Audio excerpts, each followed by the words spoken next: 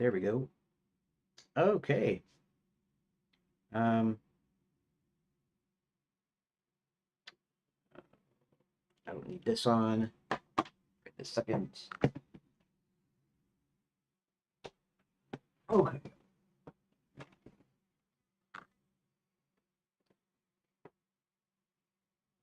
And welcome back to anybody that's listening or watching. I appreciate it. Okay, so today we're gonna do pretty much some of the same stuff we did yesterday. Um, Half of this stuff is just kind of, I don't know what you call it. Um, I want to say boilerplate, but it's not really. When you say boilerplate code, you mean some basic code, maybe a skeleton, maybe a template or something.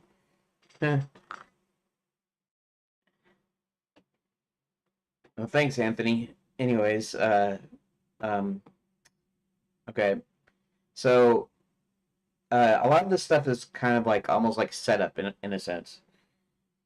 It's kind of a pre-planning, even though I got a lot of the story and I got a lot of the characters done. Uh, I still have to do some of the stuff like scheduling and stuff. Um, I did before, if you watched or listened to any of the earlier ones, I did have a. Actually, let's switch that font. I've been trying to pick a different font. I like the pixelated stuff. It's from the n10h.org, the old DOS fonts basically. But some of these are kind of hard to. Here, here I'll show you. Sorry, I tend to do that a lot too. If you're new, I tend to. I'll be like on the webcam and I'll forget about my desktop and I'll be acting like I'm showing you something. You won't be able to see it sometimes. But okay, so let's pick a here. Let's pick this one. Let's look that one. Ooh, let's make the size bigger though. Put it back to 16, which was my old size. Uh, I guess that's okay. I mean, I like the looks of some of these, but sometimes they're hard to read. I think. Actually, I want a 9 or something, 9 by something to give that extra space. Let's see, 9 by 14. Let's look that. Let's see what that looks like. Okay, that's a little bit more readable. And let's increase the size here a little bit. Looked. Okay, I like this for right now. Okay. So, okay, this is my adventure game phases. If you don't know what that is, it's it's a way to build my game from simple to complex. So, in the end, it's going to be a point and click adventure. It's probably going to have 3D backgrounds, but still 2D, uh, 2D hand drawn animated sprites and for like characters and I maybe props. I'm not sure about so much about props, but the characters and then the backgrounds are going to be hand textured to look like 3D. And in any case, so so these are actually okay. So these are the phases. I actually got the phases up here that explain what they are, but this is I had ChatGPT kind of give me a guesstimated milestone schedule. So the most basic form of adventure games is choose your own adventure, and so it's going to be choose your own adventure, and each of these are going to be complete games essentially. So but then I'm going to expand them, not only expand the capabilities, but also expand the story and stuff. I'm going to try to keep this choose your own adventure version like short and condensed, like a short story kind of with a few choices, and then expand as I add more stuff to it. Um, so yeah, so this is a 1 year time frame. If you were here yesterday, if you listened yesterday, I was telling you about how I had 5 year time frame in mind because all of this is a lot of work and I'm just one person, and even if I could hire somebody to do something, it's going to take a while. But I figured after after watching a video, I figured why not try to make it hard on myself? Not really hard on myself exactly, but since work always expands to the time you give it, basically, I decided I was going to shorten it down to 1 year. I don't think I could possibly get the full version, full point and click, fully interactive version done in a year, but I want to shoot for a year, and then hopefully it'll still take less than 5 years, but maybe it'll still take longer than a year. But so the point is that to provide some limitations so that I can work it within the limitations, basically. So so here that is what am I going to do? Oh yeah, I gotta start doing like a schedule for this, and but I've already started a little bit on the game. Um, so here, let me show you what that's like if you don't know already. I'm using Redot, which is essentially a fork of Godot, and basically it's just the same thing. It's been rethemed a little bit. You know, they plan on diverging eventually, but so yeah. So this version of Redot is 4.3. It's release candidate 4, I guess. I guess that's what that means. Um, but yeah. So here, let's just fire this up. And these were the projects I was creating. I have actually have like 5 of them. I was just basically saving them. That was before I did anything with like GitHub or anything. And then this is the one I'm working on here. And I don't know, a couple of you, now there isn't that many, so maybe it's not that big of a deal, but a couple of you have probably seen this multiple times. But here, I'm going to show, maybe Anthony hasn't seen this yet. If you notice here, there's these two 3D objects, and I have a camera. In fact, here, here I can close this again. Let's go to the base scene. The base scene has a camera. Here, 3D, okay. So we got camera, we got two stacked bodies, which are just basically they're cubes that have been resized, and then I got a directional light, which is like, you know, acting as a whatever. I could say sun, but this is not really a scene exactly. Okay, and then the room manager, which is just a node. Uh, your basic node. Now the room manager though is actually has a room viewer, and the room viewer all it has here. Room viewer is actually its own scene. Room viewer all it has is this description text. See, and so what happens here is back to room manager. Okay, so now let me show you the. Let's go into scripts. Script, yeah. This is a room descriptor, so it's a class, so I can use it as a node. So basically, all it has in it is the room name for when you want to change to different rooms. I'm using a convention of I don't know what you call this, but basically everything's in lowercase except for when there's a separated words. There's an underscore. Then there's your description, and there's your choices. And all your choices are is they're 10 strings. And 0, I kind of it's kind of like a reserved choice. Basically, I use it for quitting the game, and then we have the description, and that's just a string. It's just a long string, but exported as a multi-line so that I can edit. So now the main menu is actually everything in here is room.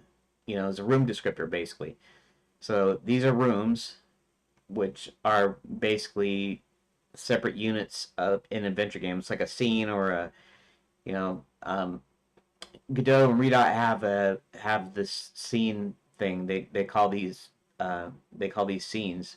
So I decided to call mine room descriptor, not even room, because the descriptor is just the class, and then but these are the actual rooms. Like this main menu is a room. So if you look over here, all I have in my description text is main menu. Hit 1 to start. Hit 0 to exit. And then here I have start here. Start here is the name of the first room, quote unquote room. Uh, and then of course there's nothing on 0. There's never going to be anything on 0 because that's your quit key, your quit choice. Okay, so main menu's a scene. All your choices displayed are in the description. So I don't have anything fancy. It's not a special box. It's not anything like that. It's just a string. You could leave this out of here and still have choices to do. Okay, so here's the start here. Wait a second. What's going on here? Wait a minute. Why? Escape. Okay. I don't get what it's doing. What is it doing? Um, try to do something real quick. Is there a plugin or framework in Redot for making graphical? Not that I know of.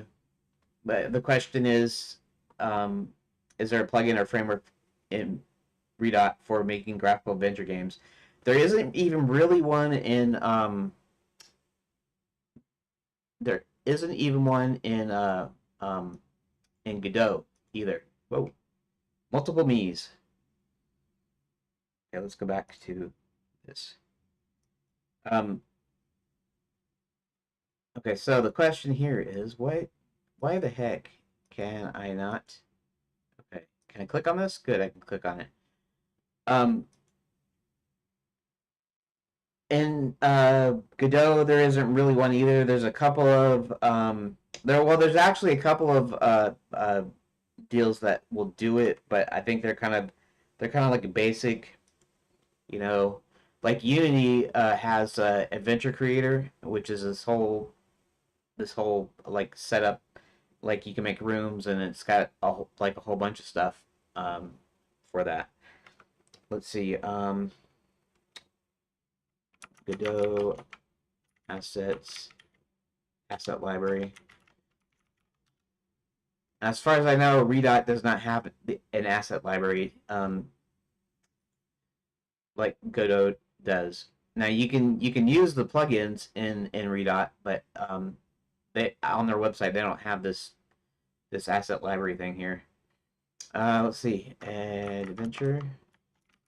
Let's see if I can see if there's anything. Point and click. Okay, Escoria is one. Well, Escoria might be the only one here. Oh, well, anyways, it's a point and click template. Actually, here, let's see something here. Let's go to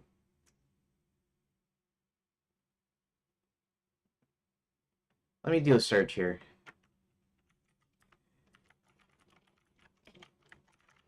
For Godot.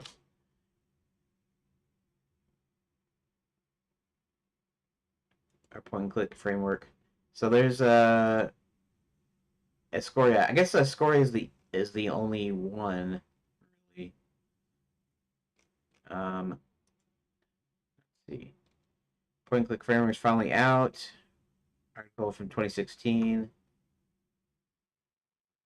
Official documentation.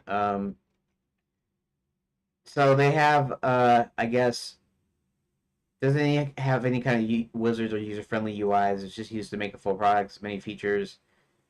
It's got classes and it's got things, so it's not like a full-on, I don't know how to say it, adventure game editor kind of thing. Oh, that's just the Godot docs. Anyways, there isn't much for Godot for as far as adventure game stuff goes.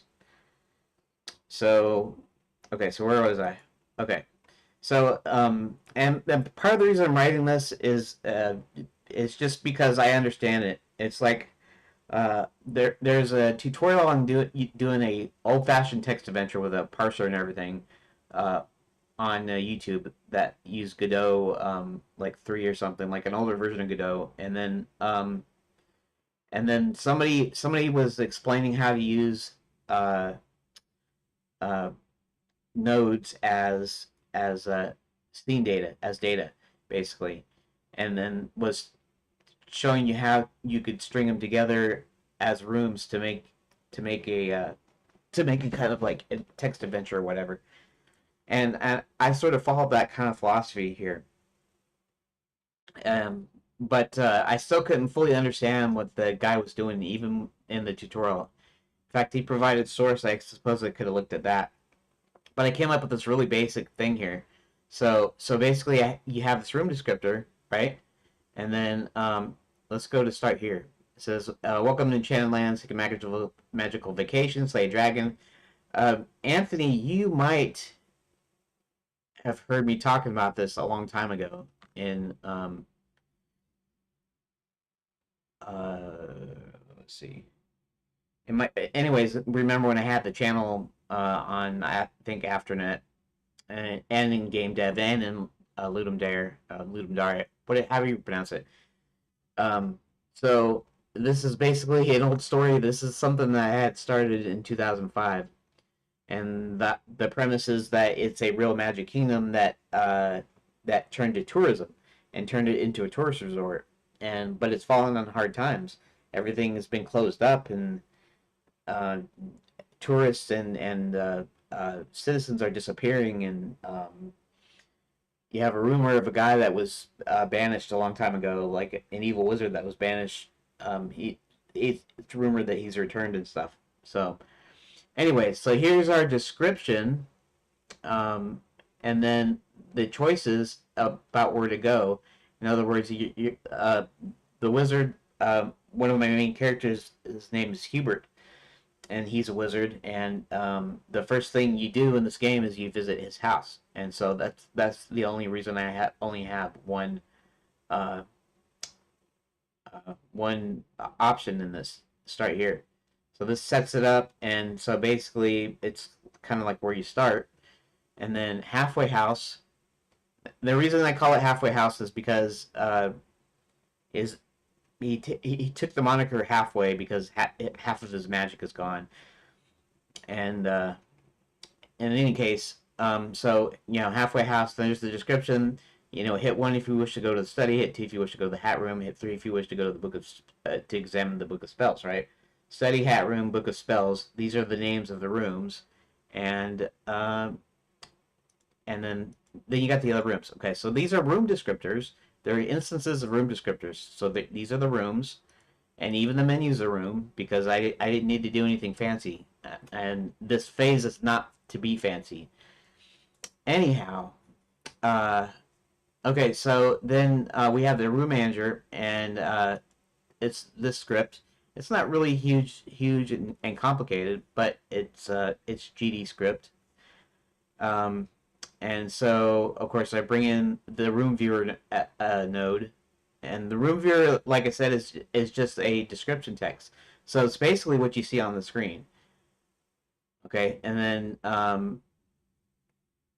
the main menu I set as its own variable main menu, and then the viewer text is the room viewer, but the actual text for the room viewer, so that you can manipulate the text. And all it does is when you change rooms, it copies the description text to the viewer node, if you will. We got current room there, and we change room to the main menu when it starts up, and then change room. All it does is it sets the current room to the new room. Uh, if current room and viewer text, if they exist, then put the description into the viewer text, and then else print an error message. Okay, and then we got a function to get connected room. which first checks the parent. I have a function called getParent, and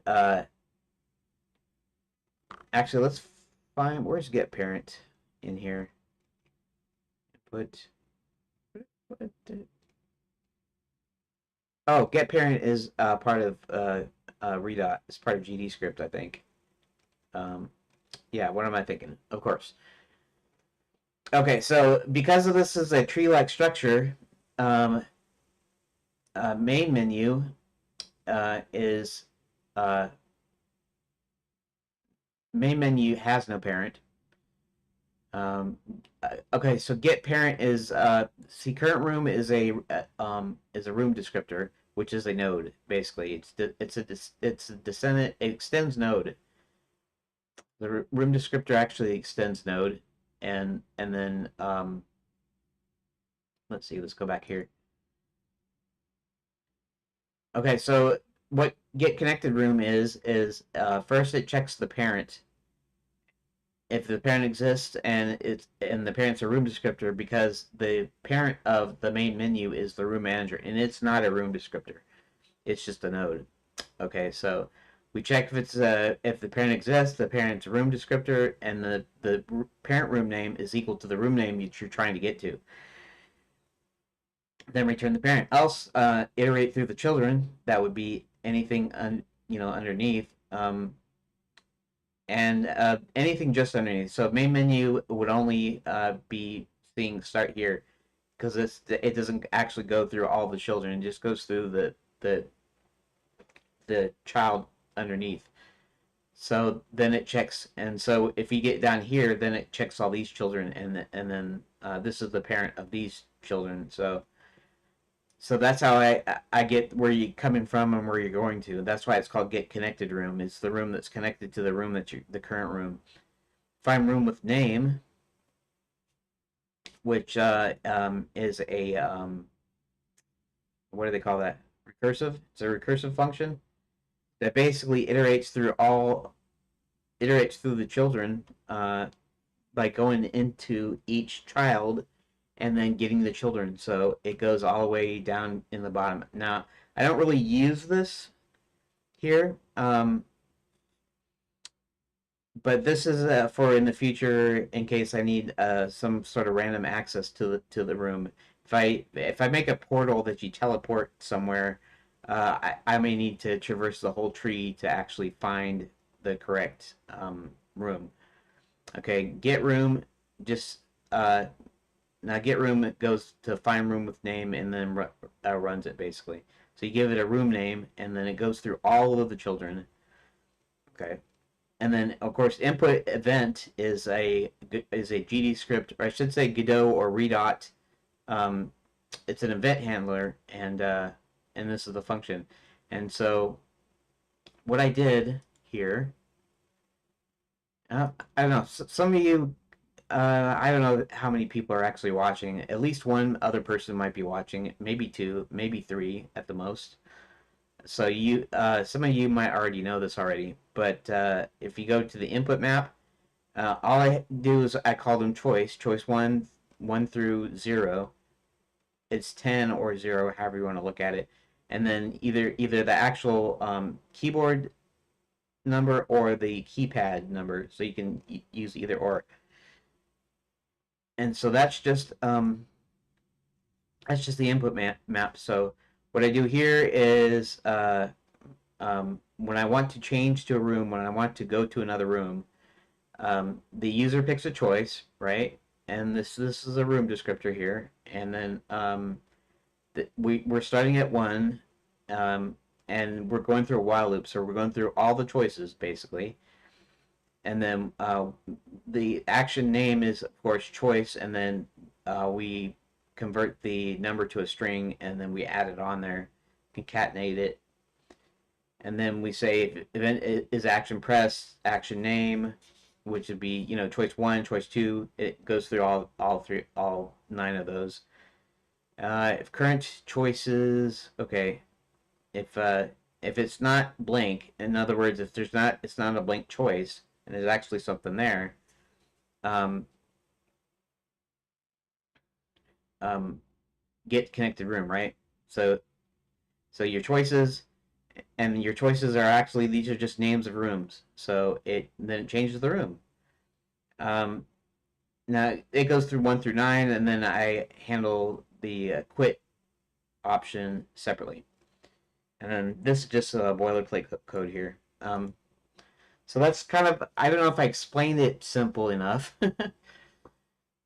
but basically all you do is you press a number, and then it checks for the room name.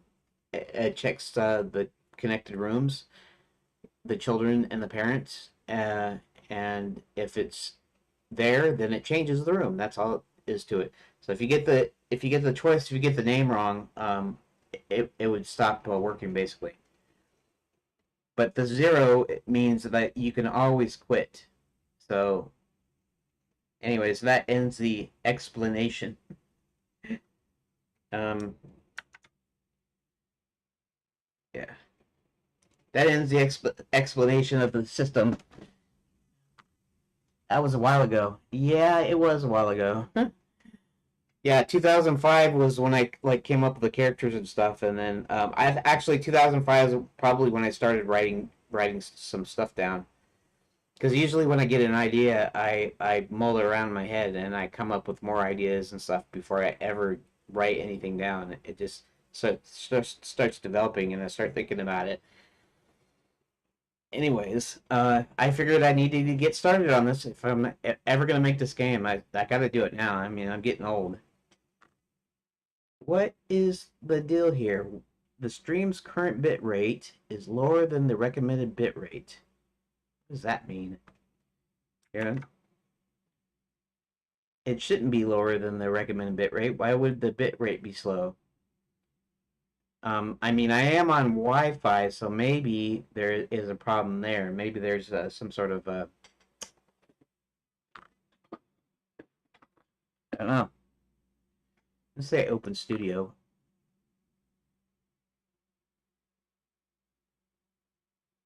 And what? Okay, so it's just, this says excellent. Oh, now it says excellent connection. That's weird. Okay, whatever. As long as it's not cutting out or anything. Let's just go ahead and close that for right now. Okay, let's go back to my face for a quick sec. Okay, so that's how the. I guess I could show you if you're actually watching. I could show you how it looks. Okay, so yeah, just the main menu. So basically, this is just what a room is. A room is just a description, and if you have choices, you put the choices in the choices array, and you tell them what the choices are in the description. That's that simple, because that's really all you need for a choose your own adventure style game. And this is going to be a full point and click, fully interactive in the end. But I'm doing this in phases. I have these phases down.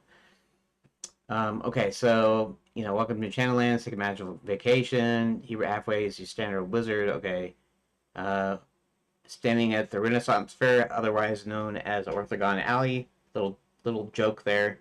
I don't know how many people would find that actually funny. I was just what I was thinking. I was thinking of Diagon Alley. Because the description of Diagon Alley is that it's the center of magic shops and restaurants and stuff. In my game, you have this one like street.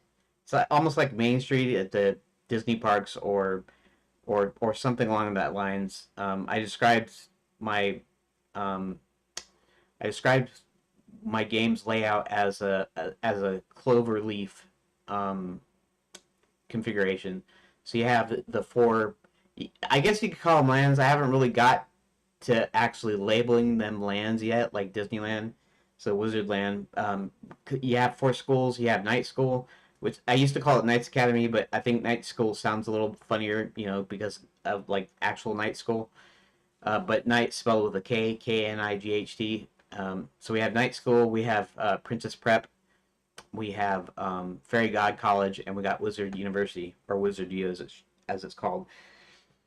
And so basically, if you're super, super duper wealthy, you can go to Enchanted Lands and you can fulfill your fantasy, you know, and I don't mean the like any kind of fantasy. I just mean, you know, if you ever wanted to become a knight and slay a dragon, right? You could do that. You want to be a princess rescued by a knight, uh, you know, you want to be a great and powerful wizard, you can go there. If you want to be a fairy godmother, that's where Fairy God College comes in.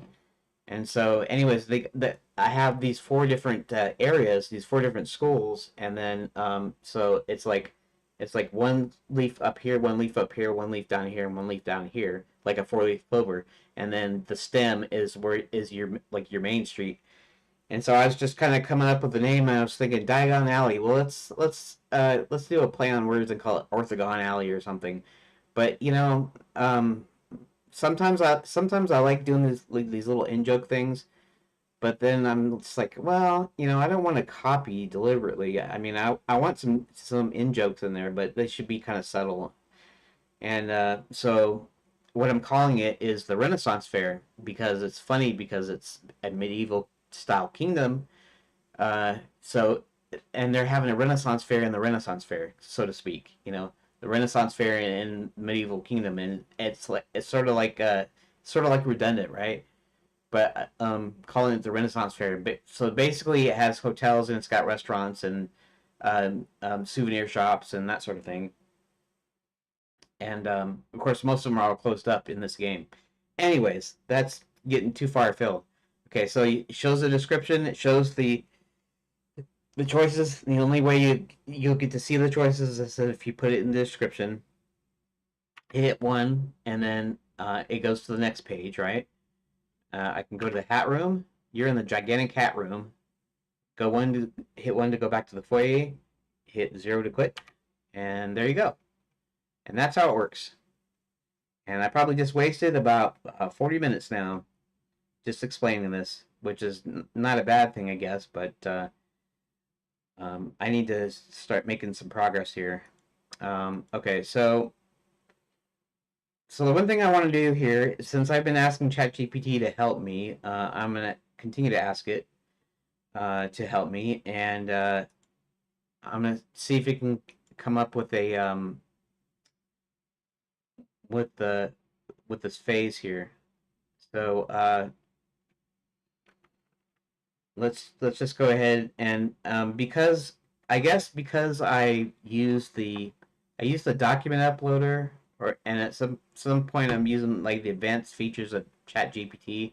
On the free version only gives you a certain amount of time or a certain amount of messages or something that you can type. There's a limitation. At some point it'll stop and it will ask me if I want to open a new chat. In fact, it used to switch back to GPT-3 from that 4.0 mini or whatever it is called. But it doesn't even do that now. So now I have to wait on a particular conversation, even if, you know, I had the conversation before. Anyways, I'm ready. Start planning phase one. Okay. And it's probably not going to be much to plan phase one because it's just writing the rooms and stuff. But we'll see what ChatGPT says. And honestly, I should start recording. Okay, so here, just for the benefit of the recording, uh, I'm ready to start playing phase one. Great, let's start by breaking down phase one, basic choose your own style game into actionable tasks. And let's actually go to my to-do list because I should have did that first. And here, let's go to to-do list. Let's take this out and let's put this down here. And let's to 27, let's add come up with a I guess milestone schedule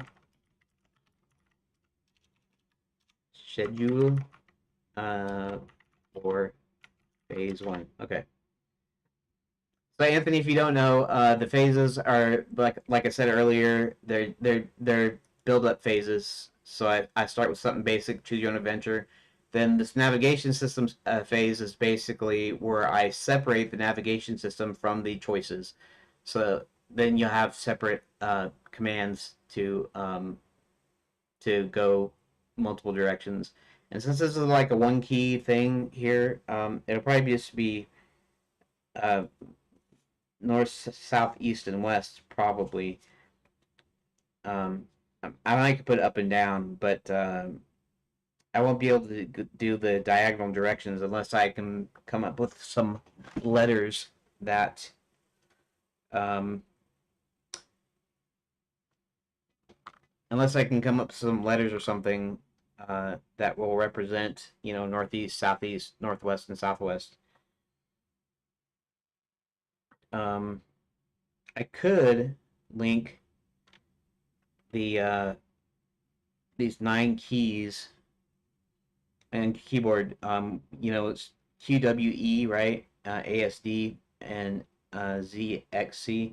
I could map them to nine, the 8 directions, uh, instead of instead of north, south, east, and west, and that might work.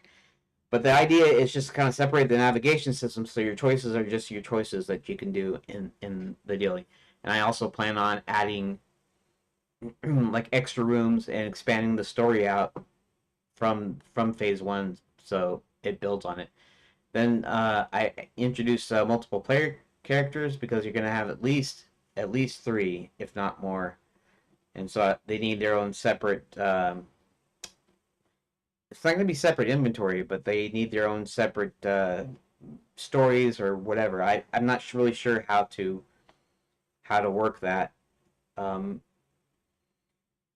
I have the room manager uh, script, and the room manager handles switching rooms, and so maybe I'll have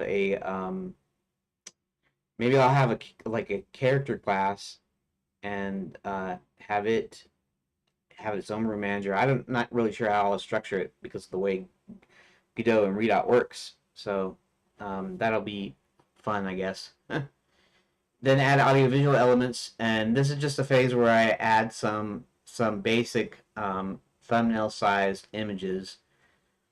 And I'm not sure if I'm going to put that into 3D space because eventually everything's going to be in 3D space, and so I might add uh, these images as 3D sprites. So when I do this, I'm gonna have like background music. It's gonna be like public domain or Creative Commons or something, classical music maybe. Um, that plays in the background, and then your visual is just gonna be some small images. I'm not sure if I'll have every room have an image, but maybe. And they'll be small. They'll be kind of almost thumbnail size. And the reason is because some of these are going to be used as thumbnails or as blueprint for full backgrounds later. Then I'm going to introduce the parser, and the parser is not going to do much different than this already does. It's going to accept your keys. It's going to accept input, but you still might be putting in like choice 1, right? So you might be putting in 1, but instead of linking that to a particular button, I put 1 and enter, like you'll be actually entering text. So it'll receive the text and then it will execute, it'll parse the text. So you could say move north or something instead of hitting like W or whatever. Um, and it's just going to be basic, and there might be like short, like 1 or 2 letter commands. Like move might be MO and then S or SW. So MO space S would be move south, that sort of thing. So it's just going to be a really basic, rudimentary parser that's going to do it. But it's basically going to mimic what we've already done here, but the underlying input system is going to be completely different. And you'll interact with it a little bit differently. Instead of just hitting a key, you'll hit a key and then you'll hit enter to enter in the text. Then I'm going to add an inventory system, because up to this point, choose your own adventure games, and at least the book forms don't have a ways of having inventory. I mean, you might have a game book that says you need to set up an inventory and you pick up this and you do this or whatever. But for the most part, it's just you do something, you go somewhere.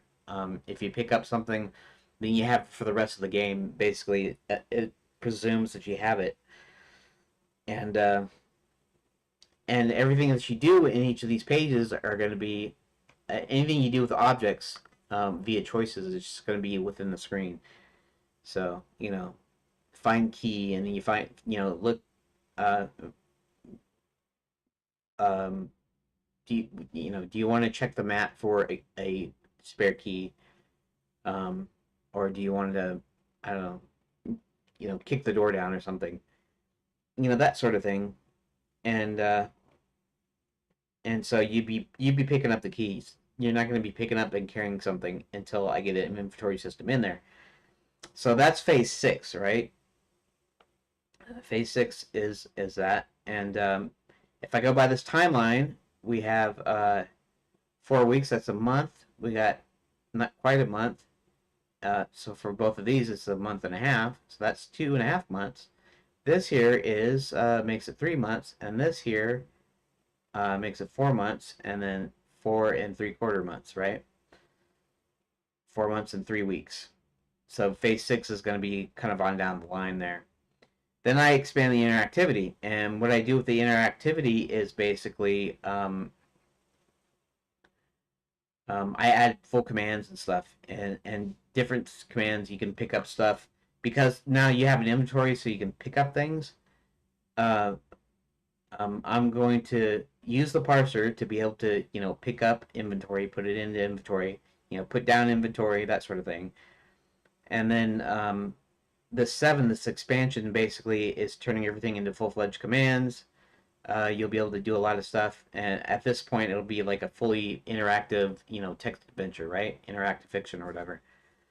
Then I start adding puzzles. Why? Because now we can carry stuff, we can move stuff around, we can move to different areas. It's a full-fledged text adventure, and now I'm actually going to create puzzles for it, and that's going to take a month, and then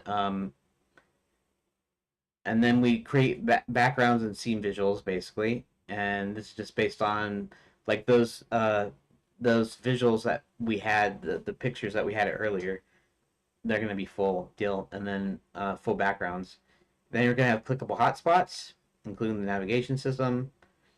Um, and at this point, um, it's still kind of you can still do the text parser. It's like the old Sierra online games.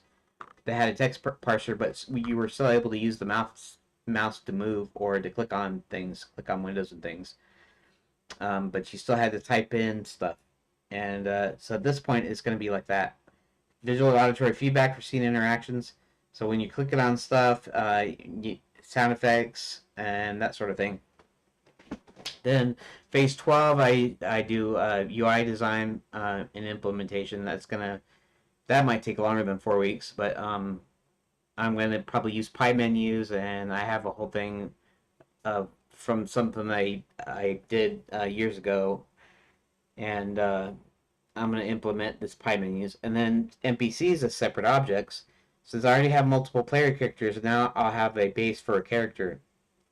Except for these will be non-playable. That's all. The only difference. Inventory system interactive.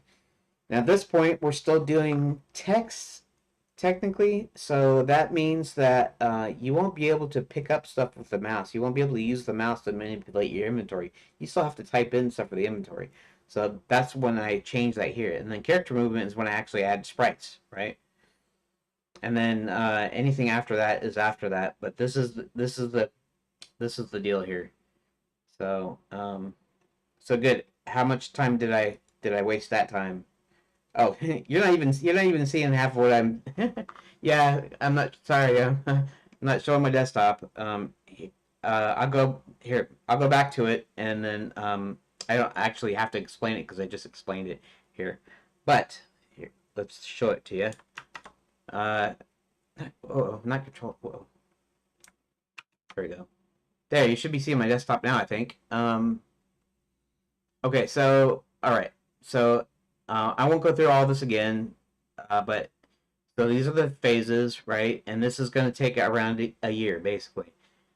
Um, and I'm not even sure if the game's going to take over, less. It's going to take a year. It's probably it will be longer than that. But this is just what I'm going to shoot for here.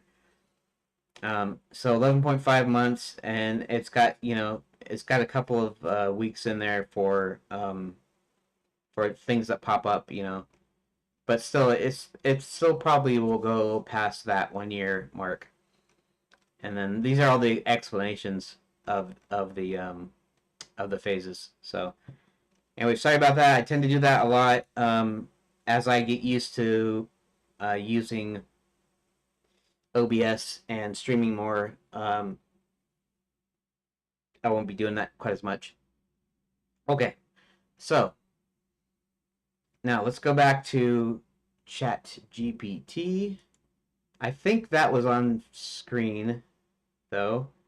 Anyways, key objectives for phase 1. Establish the narrative and decision-making mechanics. Implement basic keyboard input for choices. Test and validate all branches for functionality.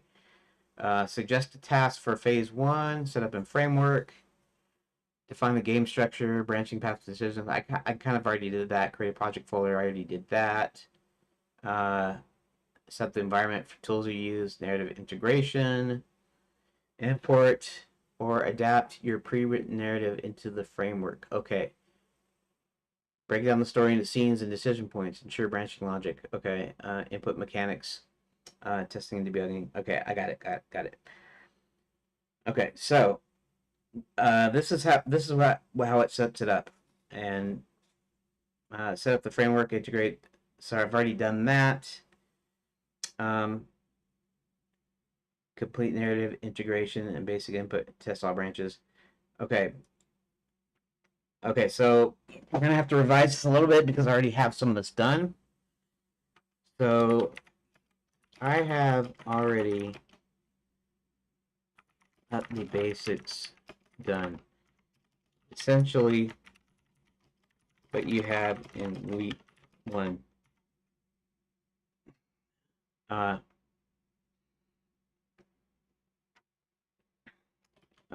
So what it does is you can hit a number key or numpad key, and if the choices are set, it will switch to that room. So it basically has all the functionality I need to make a CYOA style game.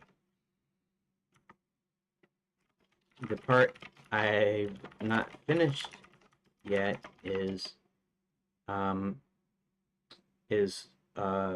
creating the story as a narrative. In other words, I have notes and the plot points for the story arcs, but I'm still working on the actual narrative that I'm going to turn into the CYOA style game.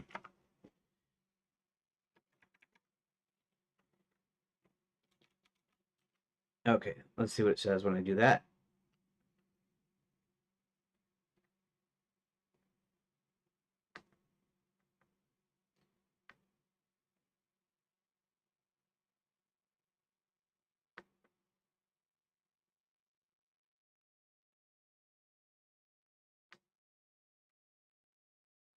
Okay.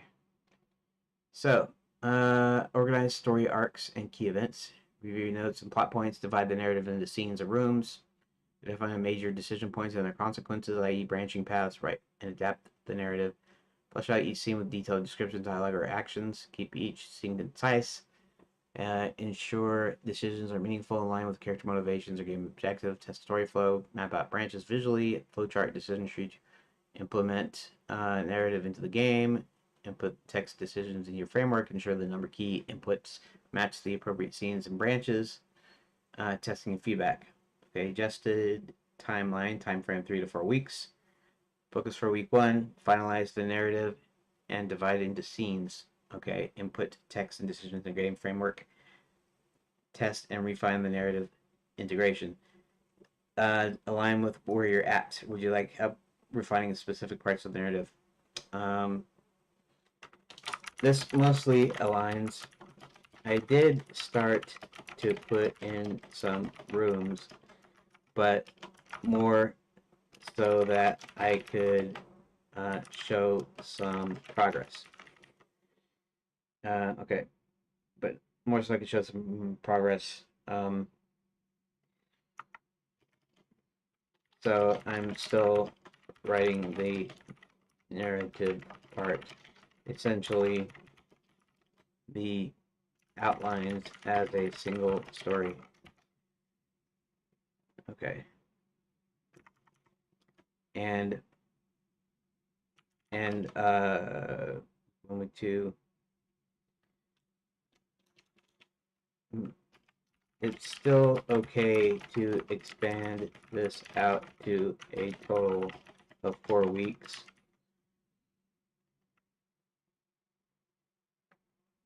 Okay, let's see what it does with this. Maybe it'll adjust it to where it's doing a four weeks.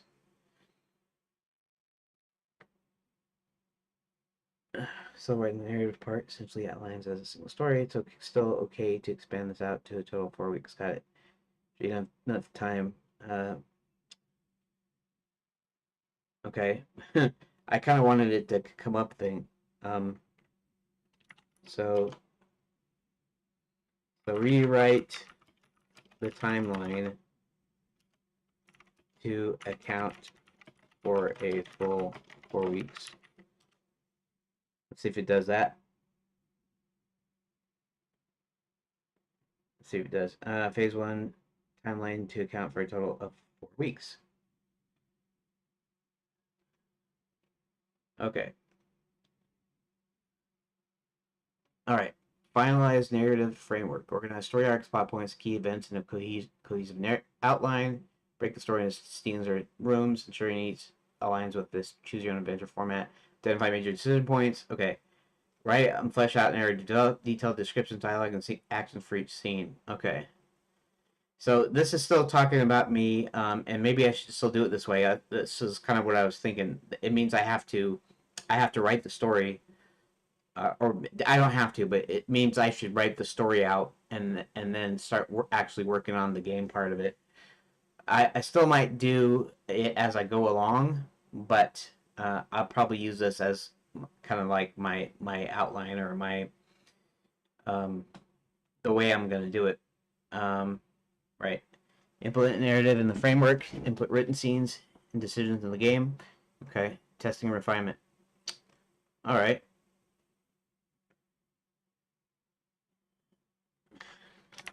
Okay, that sounds good. Okay, we'll leave it like that.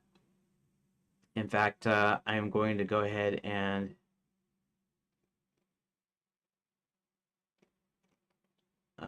okay. Phase 1, choose your own adventure style game. Okay. Copy that, and I'm going to put that into the phases text here. Let's just do this, and let's do that. Okay, and let's add spaces in here, because for some reason I didn't pick up on the dividers here. Okay, so that's just okay. So that's just a that's just an idea, and I probably should have put this on. Did it? I wonder. Did I put this on the to do? Let's see what I put on the to do here. Oh, okay. So I guess that's done then. Let's actually jump this down here. Honestly, maybe I should. Well, okay. I'll decide here. I'll decide in a bit. Okay, so let's say here, let's do this, and let's do this, and let's say finish the narrative. Okay, finish the narrative. That's pretty straightforward. Okay. Now, let's pull this back up. Oh, there I am. There I am, and there I am, and there I am. This way. This ways. That ways. That. That ways. Anyways. Okay. TikTok. TikTok. You're on the clock. Yeah. Yeah. Okay. Uh, so awesome. So I've wasted about an hour. Sounds legit. Actually, I wonder if I should just like take a little break now instead of like a big long break or whatever halfway through. Um, take a break and stretch my legs. In fact, it's 2 o'clock, so maybe I will. Um, maybe I'll make some coffee. Uh, okay, so I don't know, give me about 10 minutes. I'm gonna try to be super short. I know that I'm almost never super short on break, but um, yeah, let's go back to here. So yeah, so give me about 10 minutes and maybe five. It kind of depends a little bit. Anyways, I'll be back in just a little bit.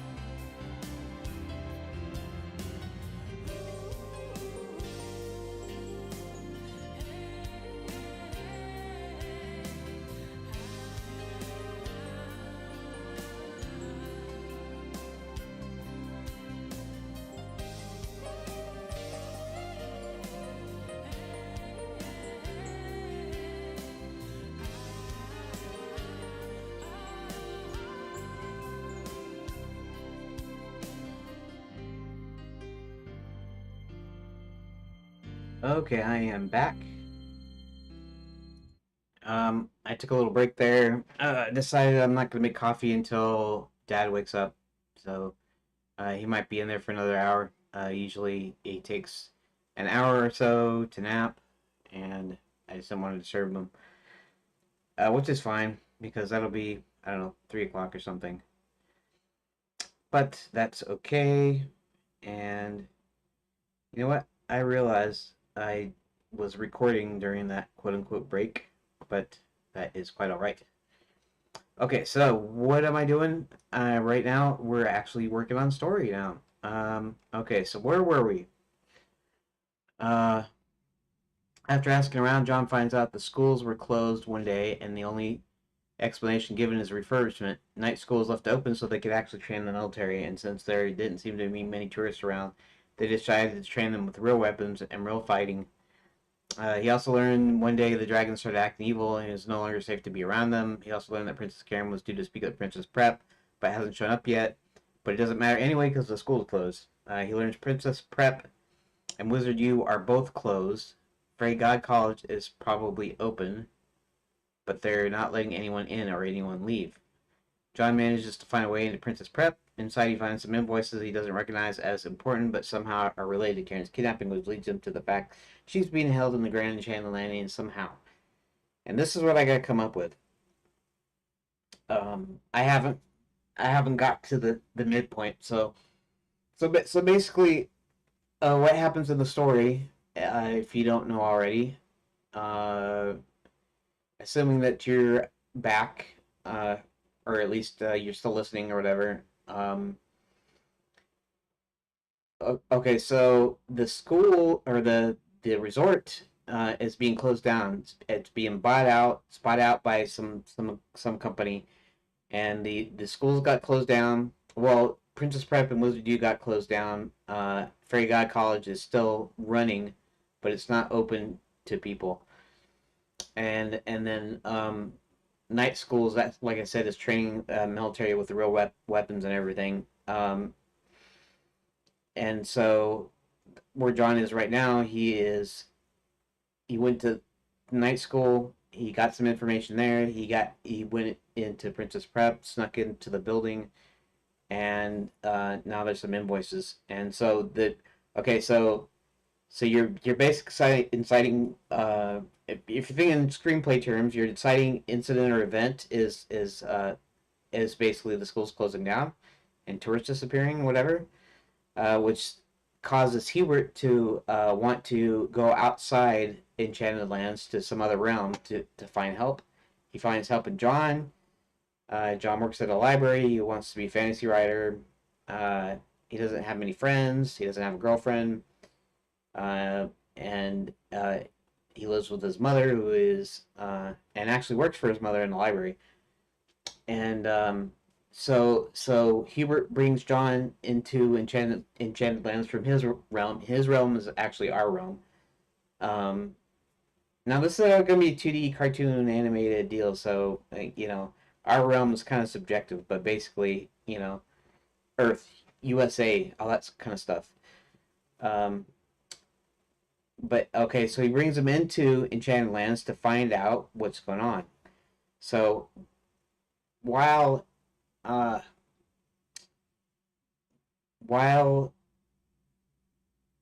Hubert is looking in at Wizard U and Fairy God College, John he sends John to night school and Princess Prep to find out what he can there, and this uh, this is supposed to okay. So the big midpoint is basically that I don't know if that's a midpoint or a first plot point. I don't remember. I have to like go all the way up into my notes and stuff. And so far, I guess I've not been very clear about that.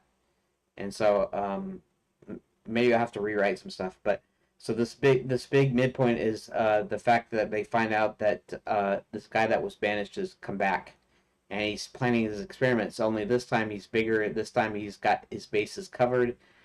Uh, so he's basically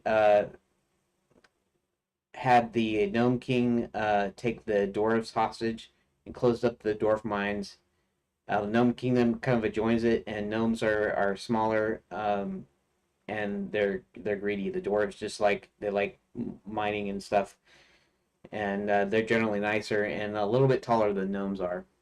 And so they do that. They kidnap Princess Karen. She's from a different realm, where they can actually uh, give magical powers to non-magical people.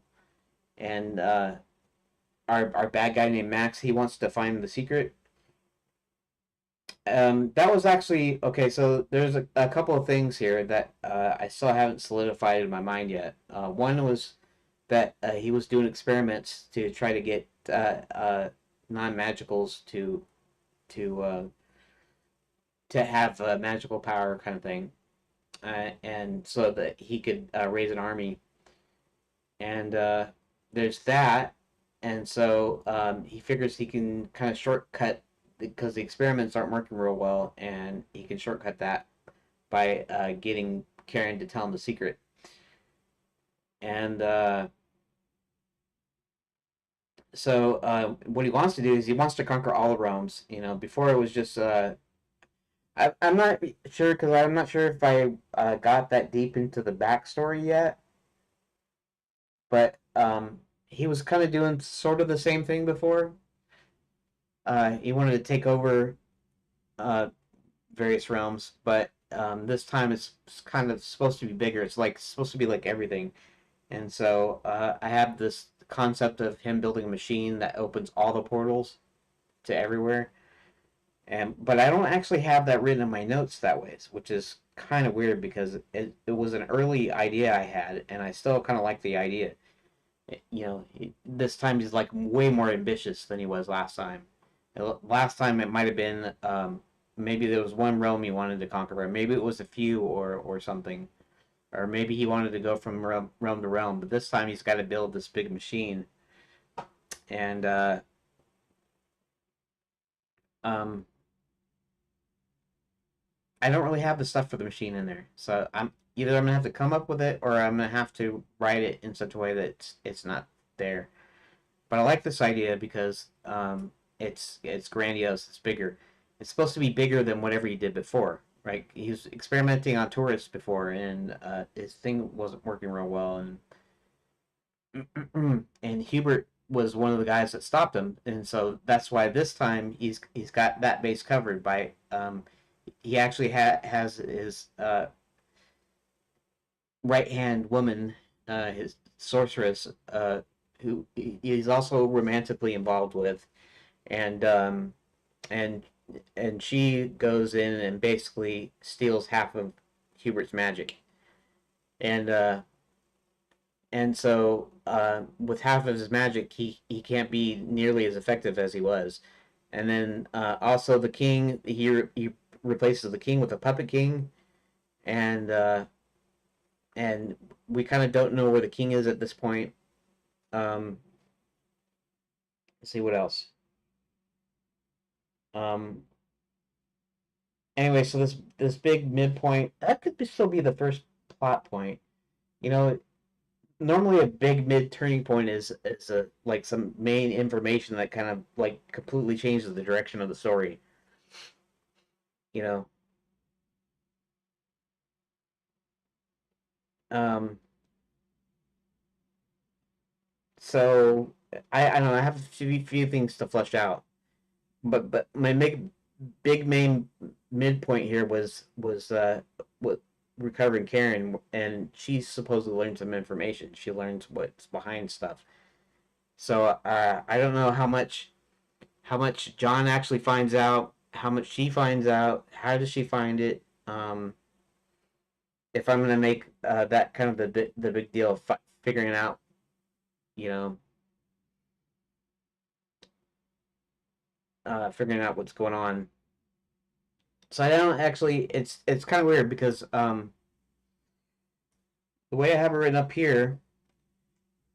Let's see here. This is my main story outline, right? King starts doing odd things like closing down the training schools, Knight's Academy. It's called Night School now.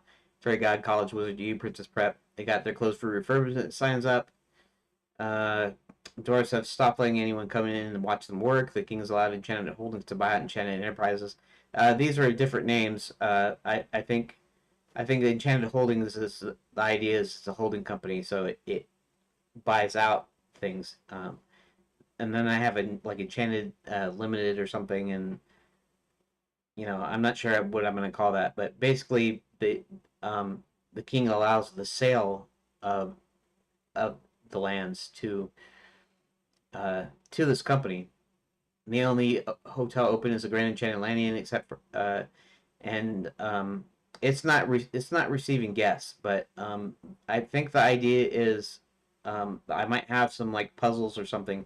Well, actually, the thing is Karen is actually being held here, and that's the other thing here. I'm gonna be sharing everything, including spoilers, and so if this looks like something that's like an interesting game and you don't want to know spoilers, then maybe you don't want to watch or listen.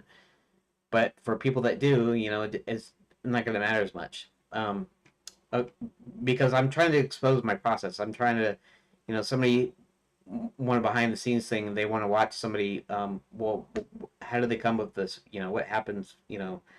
What happens in the process? And so that's what I'm showing here. Okay, so the Grand Enchanted Landing is open, but it's not accepting guests. I don't believe. And then there's a single hotel on the outskirts called the Bats and Belfry Motel, run by a misunderstood vampire.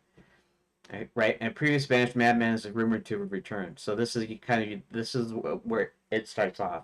In fact, I'm thinking it'll be like an animated scene showing showing everything closing, the signs closed for refurbishment and all that stuff, and then showing tourists disappearing and showing even citizens disappearing and showing the dragons they become enchanted, and so now they're actually attacking these villages and stuff. So that's kind of like your big inciting incident. It's the thing that kind of sets things off. Now this is what I have written down. This is my first draft of my first plot point here. Evil wizard Maximilian spells return from being banished under the guise of the CEO of Enchanted Holdings, Maximilians. He reopens night school to train real soldiers with real weapons, and Fairy God College to convert fairy godmothers in training into evil witches, and assigns Violet Moonshadow, a witch, and his partner in crime to do so. Violet gets number one henchman Barty, the gnome, and actually he's actually the gnome king. He's king of the gnomes. To kidnap Princess Karen. At this point, it was spelled like Karen is actually spelled, but I'm gonna switch it up to using an I, so Karen with an I. Not that that's important, but I just thought I'd put that in there. To kidnap Princess Karen, who's visiting from her own realm to speak at Princess Prep. Dragons now seemingly under magic enchantment plague small villages. Max also starts his experiments again, which is what got it banished in the first place, which involved tourists and the magical metal Quicksilver, which Enchanted Lands runs on. Okay, so I don't know if that is suitable for a plot point. This is information that our guys eventually find out. They figure out that Maximilian Spell is back in Enchanted Lands, and that he's the one that's behind all of this stuff. That's, I think, why I put. Okay, so I don't know. In a plot point, do you ever put what the enemy is doing? Usually, you have little points along the way that kind of show the bad guy's plans, but it's never a major plot point. I don't think. A plot point would be the good guys finding out his plans, or confirming, some things that they thought were rumors. But in the midpoint here, I have Princess Karen discovers Max's secret plans. Max intends on taking over the realms connected to the Nexus by raising a magical army, either infusing tourists with Quicksilver or getting the princess to tell him the secret on how non-magicals can be imbued with magical abilities. And this is what I was doing. The idea of the machine, because I like the idea of the machine. But apparently, in this early version here, I didn't have the machine. It was just he wants to raise an army, and an army is only an army. So you know,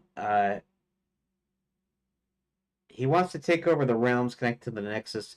Okay, the idea of a Nexus was that it was a place where magic converges, and that's where the mineral of Quicksilver comes from.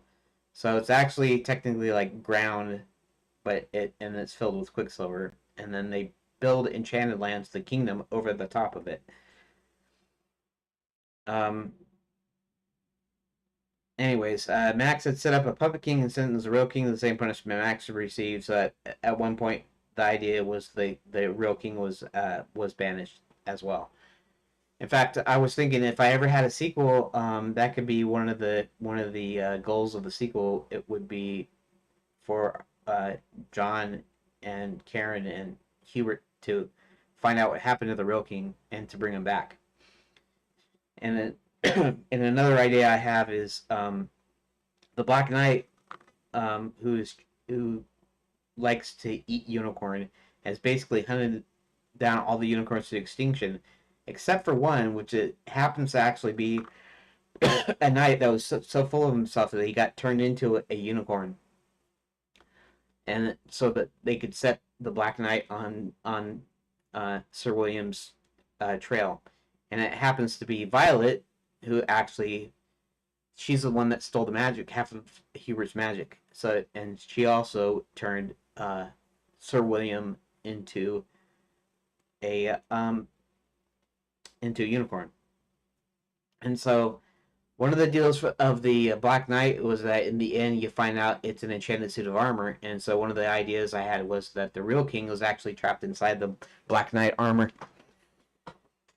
Now, in one of the character profiles I have, where the Black Knight and Max are actually old buddies from college or something. But if I do the thing where the Black Knight is just the armor that's enchanted, that's trapping the king, then I clearly can't do that. Use that. Anyways, okay, so let's set up. Okay, the dwarves end up being held hostage by the evil gnomes. The adventurers manage to rescue the princess, and she tells them Max's plans. She didn't manage to get entrances to the mines, however. Max recruits an army of werewolves. Okay. This army of werewolves things almost sounds like I shoehorned it in, because I have this character. I had this character. I took him out, and I feel like I want to put him back in. His name is Kurt, and he is a werewolf, but he happens to be, when others turn into like this kind of bloodthirsty animal that likes to eat people or whatever. Kurt is the exact opposite. He's cowardly. He turns cowardly whenever he turns into a wolf. So he's a cowardly werewolf, and so to he manages to escape this army of werewolves, and he kind of becomes a good guy. And somehow I'm thinking he's got to use his cowardice to help our heroes somehow, but I haven't really dug that far in, because at some point I must have removed him. And I also removed this character I had named Red Riding Hood, which she was the only character that's actually based on a real like fairy tale, but not a real person, but a real fairy tale character. Red Riding Hood is a it might be a Grimm's fairy tale. I'm not sure, but the idea is that she's kind of evil. The twist is that she and her grandmother actually seduced the wolves and to get their skin, their fur, to get their pelt basically.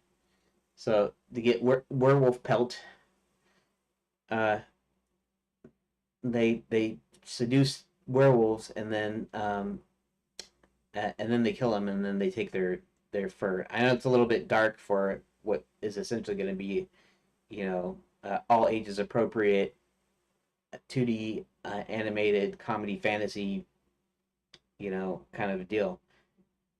So maybe we'll gloss over that a little bit, but So at one point I removed her because she's a fairy tale character, whereas the other ones aren't actually based on anyone in particular. Now Kurt is actually kind of based on, I guess, the Cowardly Lion from Wizard of Oz, but not. He isn't the Cowardly Lion. It's not the same thing exactly. It's just something I thought would be funny. Probably Alfred Baum thought it would be funny to have a lion that was cowardly because lions are supposed to be like, king of the forest and all this stuff, king of the jungle, or whatever.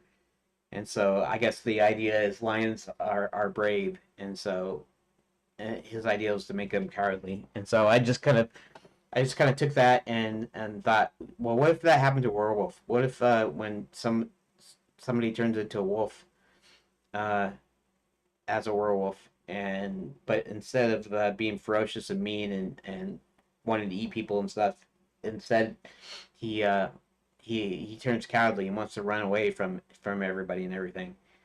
So that's what that is. Max is gonna want to recruit a whole bunch of people. He's gonna want to recruit, evil witches and vampires and I have the vampire thing, but actually in the profile for the Count, he's supposed to be the last of his race because basically they hunted down everyone except for the last one, which is him. And that's part of one of the things that you're gonna have to do. You're gonna have to find him a mate. Um, and I never thought of this. I always thought of him as he's a friend that you get to help you, uh, and one of his goals is to find a mate, and so you eventually help him find a mate. But usually in an adventure game, what you have is you have this, I'll give you something or I'll do something for you if you do something for me kind of mentality. So uh, any NPC that you come in contact with usually has something that they want, and you have to get it for them before they'll help you or before they'll give you what you want. But in this case, the Count is actually a friend to Hubert, and so I'm not sure how to work that, how to shoehorn that, because one of the goals would be to help him find a mate, and uh, and I'm not sure how to work that in just yet. Okay, so this is my big midpoint, and to me it still seems kind of weak. The plot points seem kind of weak to me, I guess. Um, Now this is my early revision. I think good guys, bad guys, Black Knight, Red Riding Hood, Enchantment Lands Heroes. These are the bios here, essentially profiles, what are you gonna call them? Um, Kurt Wolf, Kylie Werewolf.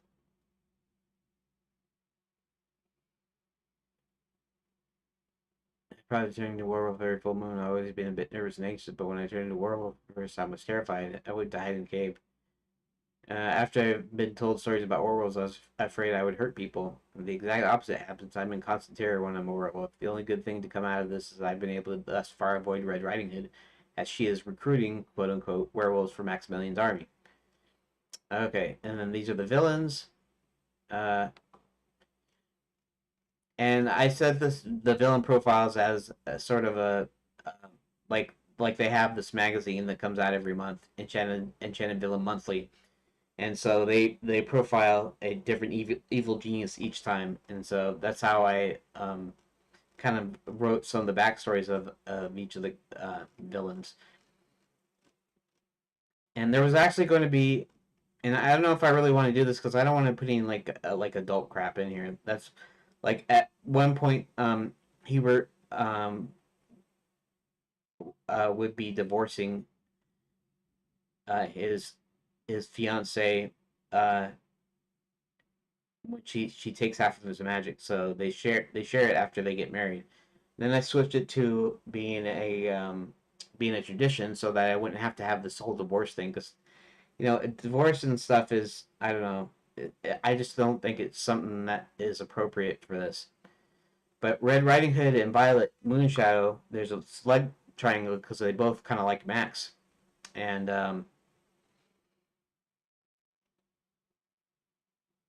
anyways, okay, bother me. Besides, Violet loves the fight. Okay, and so they're kind of at odds with each other, and so I might still add the love triangle in it, kind of softly, not as how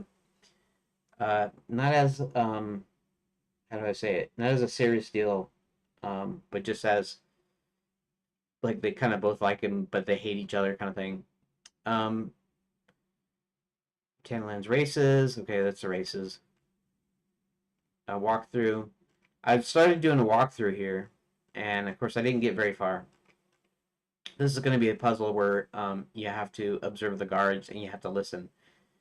So in order, so in order to get the night school, you can do two things. One is you can find a way around the guards uh, that guard the entrance to night school, or you can create a badge because everybody that goes the into night school has to have a badge. And so what you do is you observe what they look like, and then you go to the various souvenir stands and you find one, and you put some of them, you put them these pieces together to form a badge, and then you can get in that ways. So I have this whole thing in here. Let's see. I need to get to. Okay. Plotline. Okay, these are the plotline outlines for each character. Their plots and their subplots, right? Main plot and subplot. Let's see here. Am I still broadcasting okay? No, I'm still got the dang stupid webcam and I'm not showing you nothing. Okay, let's get back here. Okay, if you're just listening, then that's fine. I don't need to show you anything. So we got the plot outline, but that first outline to me is not very strong exactly. Uh, these are actual individual character arcs. They're actually set in plot point format as well, and then you're supposed to play the in betweens basically. So the actual plot points are supposed to be like animated, like cutscenes, and the subplot points would probably be like in game, dialogue or whatever. Okay. Location, channel lands, summary. Rewrite of the plot points of the main story of the individual characters above. It follows the same general format. Okay. King disappears. Administration closes down. The Knights Academy, Wizard U, Fairy God College, and Princess Prep. Enchanted Holdings Inc. goes bankrupt. The dwarves and their minds become close society. Only a single hotel, the Grand Enchanted Landing, remains open. A previously banished madman is rumored to have returned. There's actually one other hotel, but it's technically, I guess you could say it's a motel. Although they are not using cars, so maybe I don't know, horse, uh, horse-drawn carriage. Maybe they have front, front, front door carriage parking or something. Uh, Turns out that an evil wizard was banished, has returned under the guise of the chief of operations of Enchanted Limited. He uses the Knights Academy to train real soldiers. Evil dragons are plaguing small villages. Fairy God College is using witches to pretending to be fairy godmothers to convince women into becoming witches. Wizard U and Princess Prep closed down. A princess from another realm is captured by the evil one. He also secretly starts up his mines and incites tourists to mine a special magical ore called Quicksilver, which is what powers the magic in the kingdom.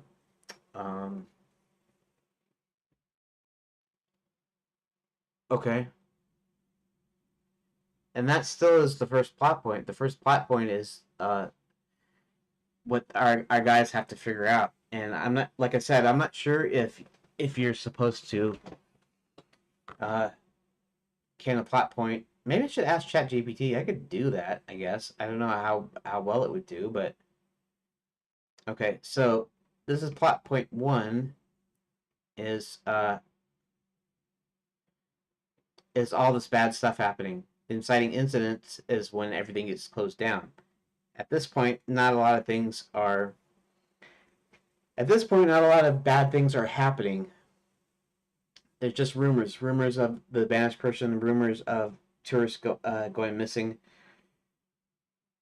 and I guess very quiet. I mean, I could do that, and then this is when it starts happening. The evil one's purpose is to raise a magical army in order to invade and conquer the connecting realms.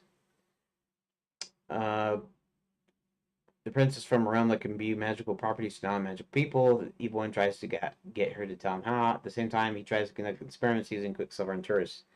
When one of the bandit adventurers rescues the princess, he finds out the evil one's plans. The evil one had set up a puppet king by condemning the real king to the same punishment he had received, and then replacing him. Adventurers find the dwarf mines as a secret location of the evil one's Quicksilver mines. The dwarves are held hostage by the evil gnomes. Okay. So I'm gonna have to rework some of this because it doesn't sit quite right. You know? Maybe I should do what I've done before and actually do like a search. Let's see here. What am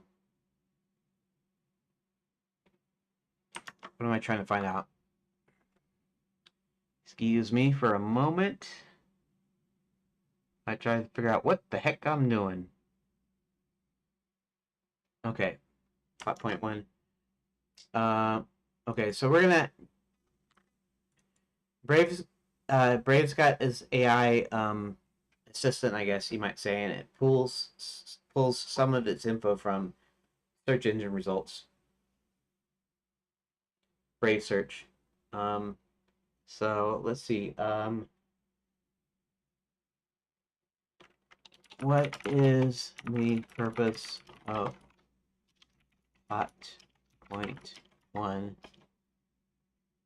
in a novel or screenplay?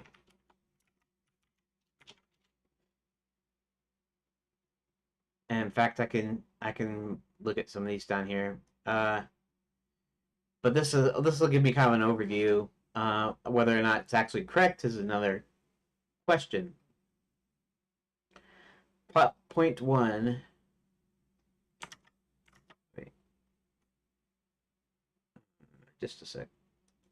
Okay, there's that. Okay, there I am. Plot point one in all this serves as several critical functions that are essential for driving the narrative forward and engaging the reader of your hero of key purposes. Catalyst for conflict marks the moment when the protagonist is thrust into the main conflict of the story. A significant event that changes the course of the narrative, propelling the protagonist into a new direction that they cannot easily reverse. And I thought that had to do with the inciting incident, but maybe not. Maybe the inciting incident is what starts it, and the first plot point is the fact that that Hubert has to get John and bring him the story, basically bring him into the lands. Point of no return. This event is often referred to as a point of no return because it forces protagonists to make a decision that locks them into the story's central conflict. Once the point is reached, the protagonist cannot go back to their previous life or situation. Now, I'm wondering if the point of no return usually has to be a point of choice for the protagonist. End of Act 1 and beginning of Act 2 typically occurs around the 25% mark of the story, marking the end of the setup phase and the beginning of the confrontation phase, Act 2.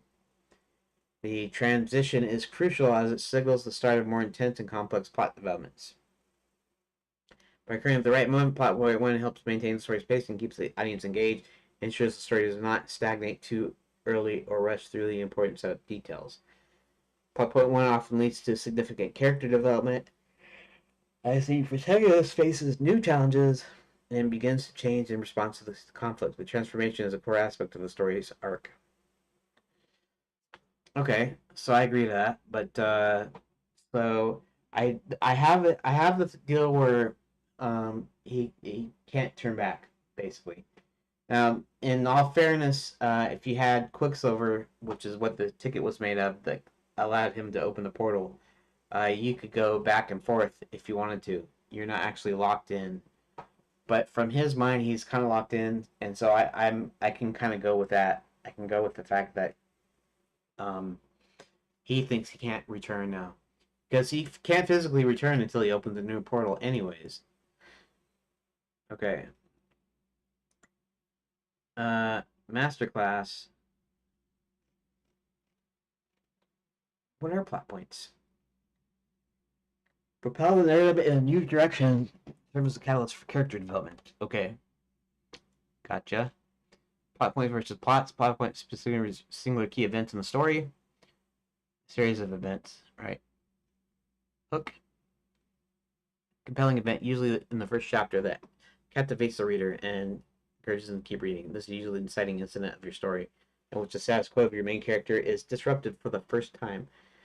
Okay, so I would say, okay, so my main character, at least originally, was John. Okay, so it's from his perspective. But Hubert has to go in and he has to set things up. So basically, the status quo is that Enchanted Lands is a magic kingdom turned tourist resort that's actually doing quite well until it isn't, right? Um, so it's basically the whole status quo, but everything is thrown into disarray, right?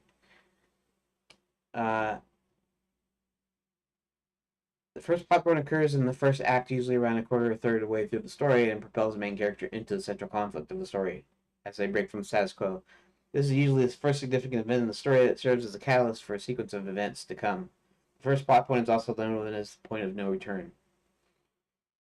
And then we have this thing about pinch points, and I've never heard really of pinch points exactly, but from what I understood, it's like if you have a hero and a villain, and you want to show what the villain is doing against the hero, then this pinch point would actually show you what he's working on. First pinch point occurs in the middle of the story. Oh, they're talking about the midpoint, I guess,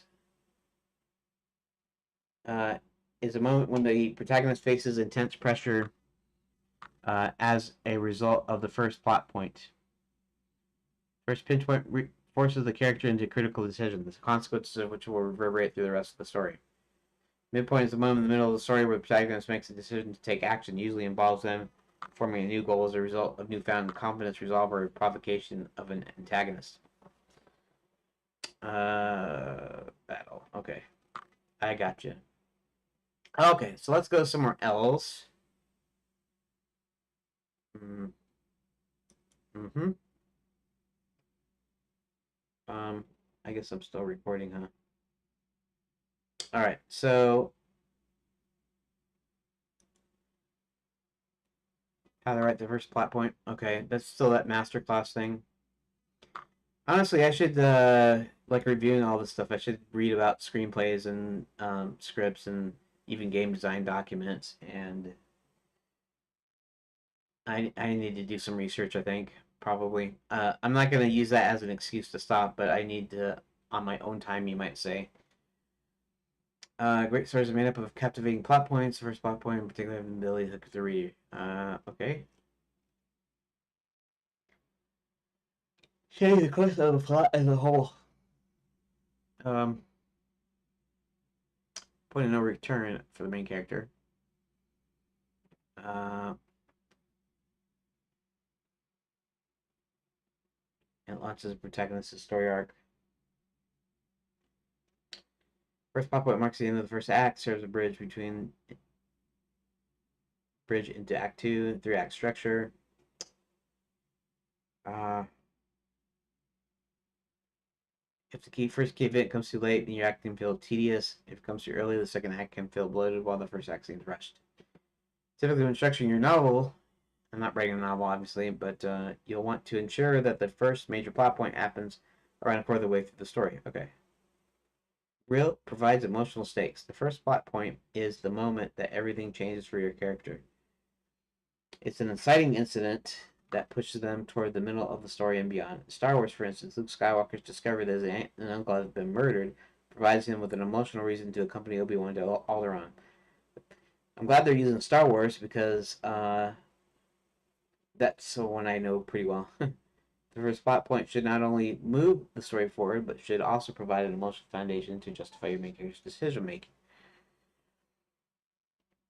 Yeah, so the inciting incident in Star Wars is when Princess Leia puts the Death Star plans into R2D2, and then they take off for Alderaan, which is fairly easy and straightforward. Back to the Future kind of has this thing. I'm talking about the first Back to the Future. You know, I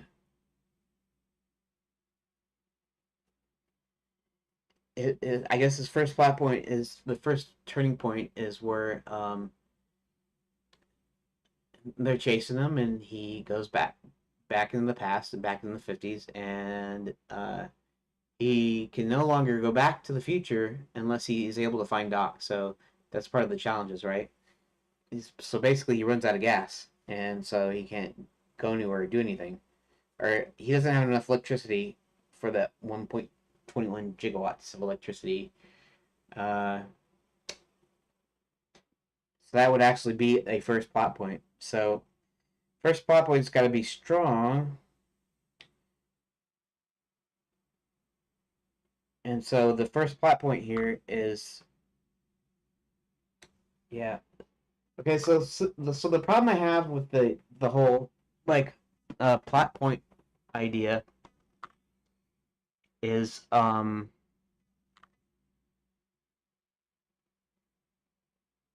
fact that you kind of have three main characters: Hubert, John, and Karen. And Karen doesn't even show up really. I mean, she's in there in the beginning, but she doesn't do anything until halfway through the game. And actually, I was going to address that because she was going to be a playable character, and so she tries to escape, and in so doing, she discovers this information.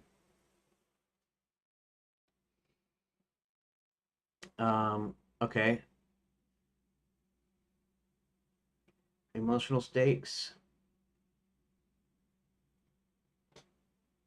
Change the character's surroundings, ensure the consequences of refusal are dire. Strong reasons set out on their adventure. Obviously, it's not going to be too dire because this is comedy, fantasy, adventure, animated comedy, fantasy, adventure. So obviously, it's not going to be too dire. If you've ever watched The Last Starfighter, Alex Rogan lives in a trailer park. He plays the video game Starfighter video game, and then Centauri comes to kind of recruit him because he was using the arcade machine to recruit people for to fight against Zura and the Kodan Armada. So what happens to him is he uh, he gets taken up there and he wants to go home because it's just all too weird to him. And then so they take him back to Earth, and then he finds out that these guys are trying to kill him, and that's what the beta unit was there for, the clone or duplicate of Alex. So in a sense, he has a point of no return part two. Also, if he stays there, he could get killed, but if he goes, he wouldn't get killed, but he might save the galaxy, right? I have to like identify these things in like other movies and things I've played. I don't even know if it works for actual adventure games. I don't know if there's a thing for that. If I could identify it, there is in King's Quest Six though. King's Quest Six, he sees his princess in a magic mirror and has to go find her. But then he gets shipwrecked on an island. So that means in order to get off the island, so So that your first plot point is when you get shipwrecked on the island. Okay, so that kind of makes sense. See if I can remember what happens in Space Quest 3, because in Space Quest 3, those early Sierra games, I don't know that there were that much on story. Like they put that much into story. They kind of did, but you know, kind of probably vaguely. Especially Space Quest. I'm sure they were just putting in stupid jokes and kind of cracking up at and stuff, and so they probably weren't taking it that seriously. I don't know. Maybe the two guys from Andromeda, I think, are on X. Maybe I could ask them directly. But Space Quest 3 is my favorite, and so basically, Roger Wilco, after escaping from Sludge Vohal in Space Quest 2, is in a I guess an escape pod or whatever, a sleep pod or something, and then he gets picked up by an intergalactic garbage scow, and then that's where he wakes up. So he wakes up in this garbage heap, this garbage ship, and he needs to find a way off. So what he does is he goes and he finds a ship, and then he finds an item that he needs to fly the ship.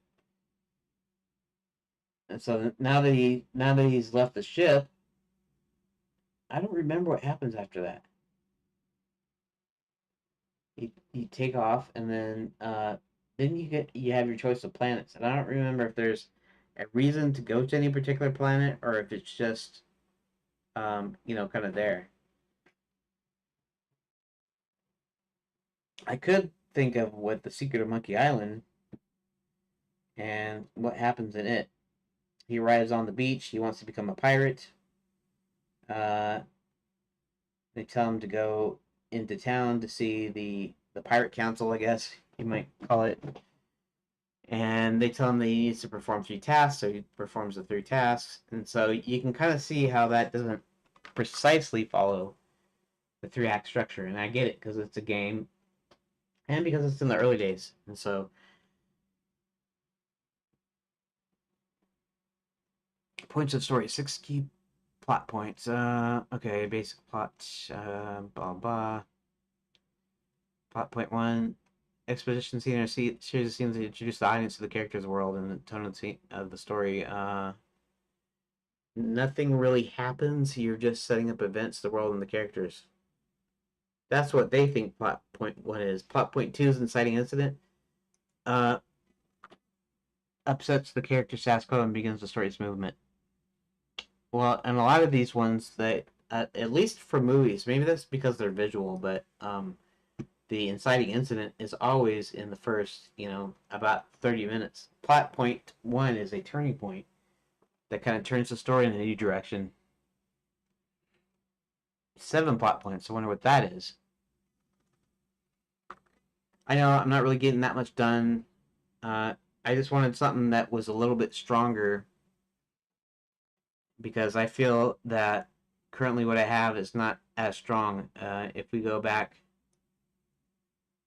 down here. Um,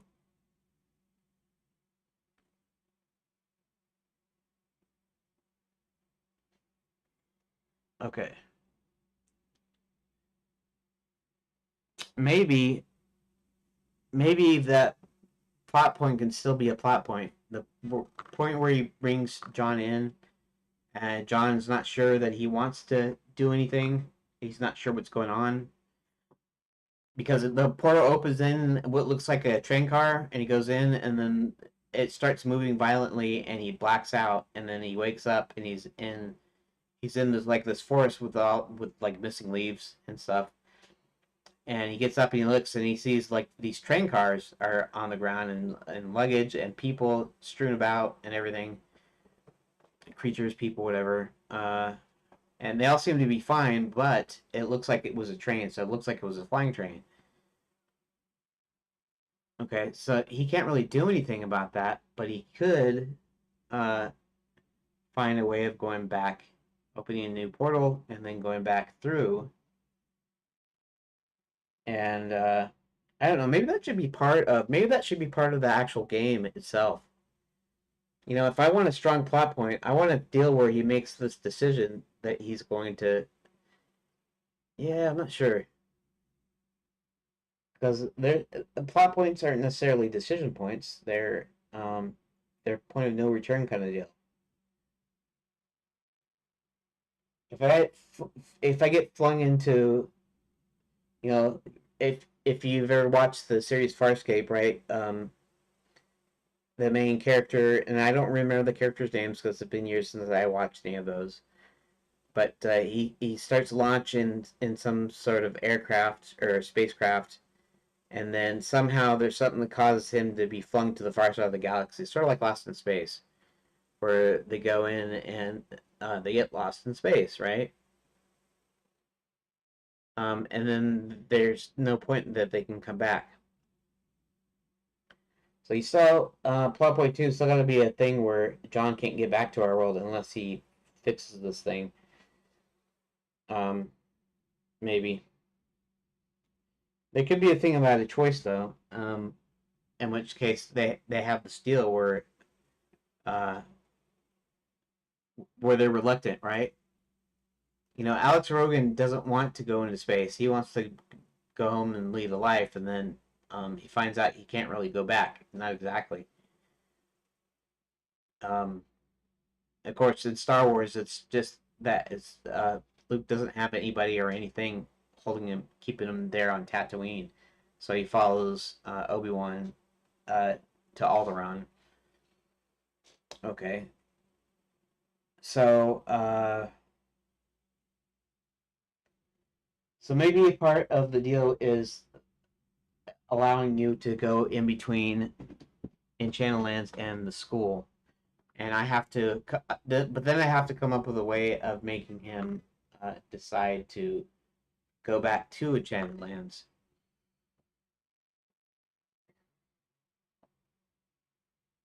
Um, yeah,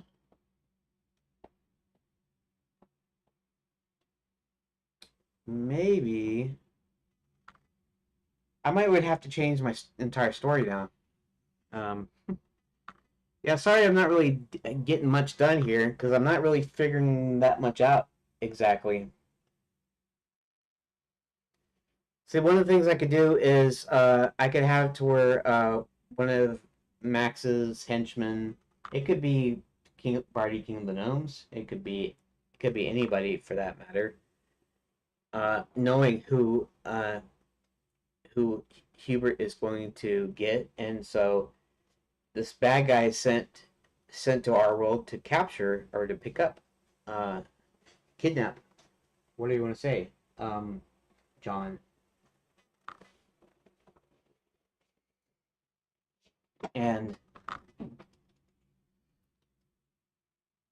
maybe there's a or maybe there's a thing of where one of the first realms that Max wants to conquer is John's home realm, and so he makes a choice that way. In other words, if he doesn't help uh, Hubert out, then then it's only a matter of time before they come to his realm and try to conquer everybody.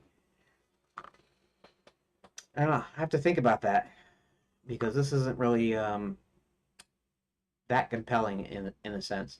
Maybe it'd be fine for a game though. A game's not a movie, obviously. It's not a novel. It's not a play. It's a game. So you play stuff.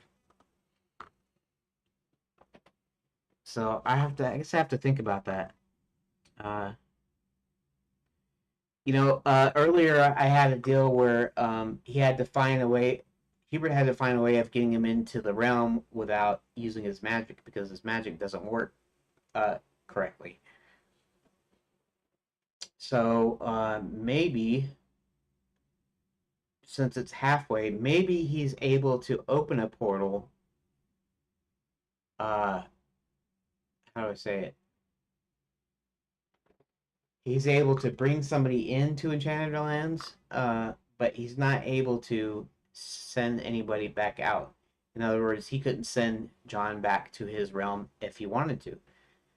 And where the idea is the only way to get him to help him get home is by helping Hubert regain his magic. That's actually a really more stronger kind of a story here, I think. And the whole main thing about the resort closing down could be, in a sense, a sideline, at least to John. He might not be interested in what's happening to Enchanted Lands, uh, at least at first. Um, and he does see Princess Karen early on, and so he partly is interested because he sees her and he wants to find her. That isn't necessarily. I mean, it's not that it's not a strong motivation in some cases, but yeah. Yeah, what could actually make John care about helping Hubert with his magic? Maybe that's you know how they do in some movies where they kind of don't care at first, and then things are just going along, and then something makes them like change their mind. And if you've ever seen the movie Willow, and I mean the 1988 George Lucas movie Willow, directed by Ron Howard. Uh,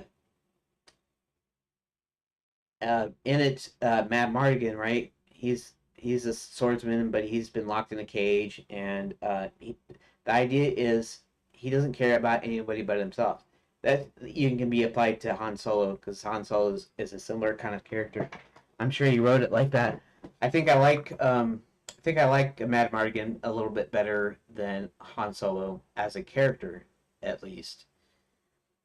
Um, if I were compared to two characters, there's kind of a more of a nuance to Mad Mardigan.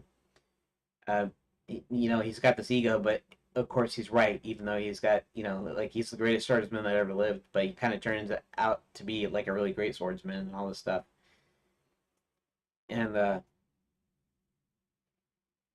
so basically, towards the end of the movie, if I'm not spoiling it for you, uh, there's a plan to overcome Bavmorda, who's the witch that's trying to kill the baby that's going to depose her, and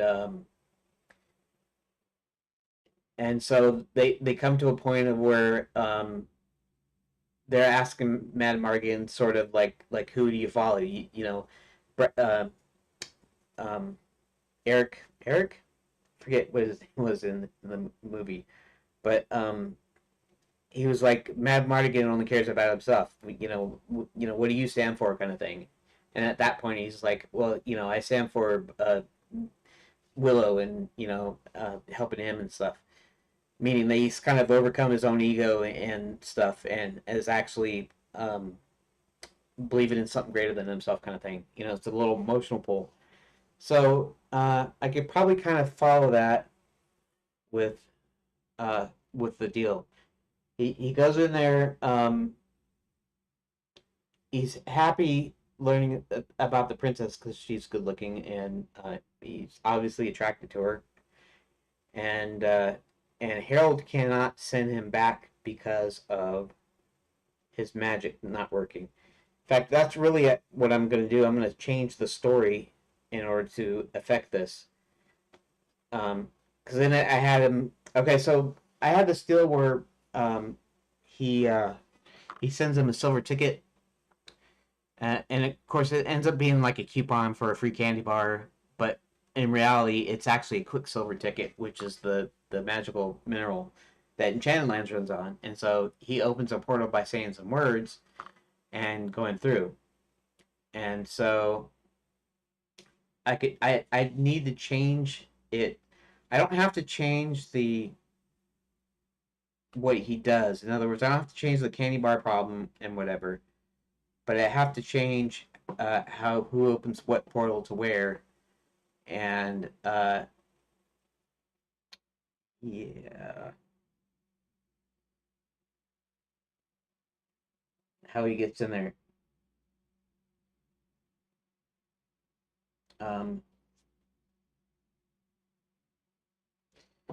okay, so there's a couple things I could do. One is I was trying to tie it back to Hubert's his halfway magic. So he could only bring John into the realms, but he couldn't send him back until he got his other half of his magic. Okay.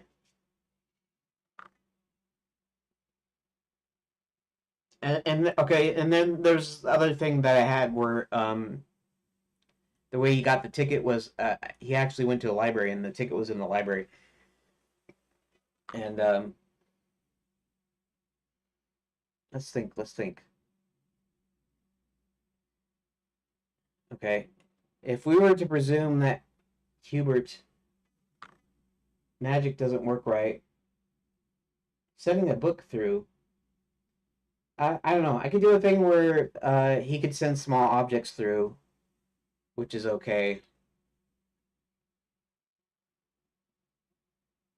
Because the idea is anybody that goes into Enchanted Lands has to have Quicksilver on their persons or it doesn't work.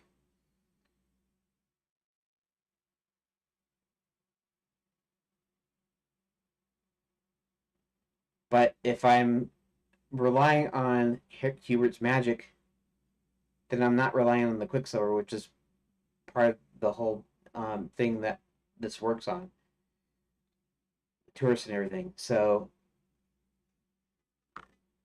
maybe there should be a thing where hmm, that's a kind of a hard one to think about. I have to think for a bit. It's shoot. It's I guess I could take another break. It's 3 o'clock now. Um, hmm.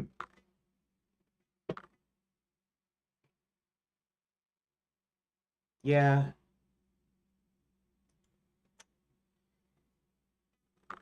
I have to kind of like reconfigure the story a little bit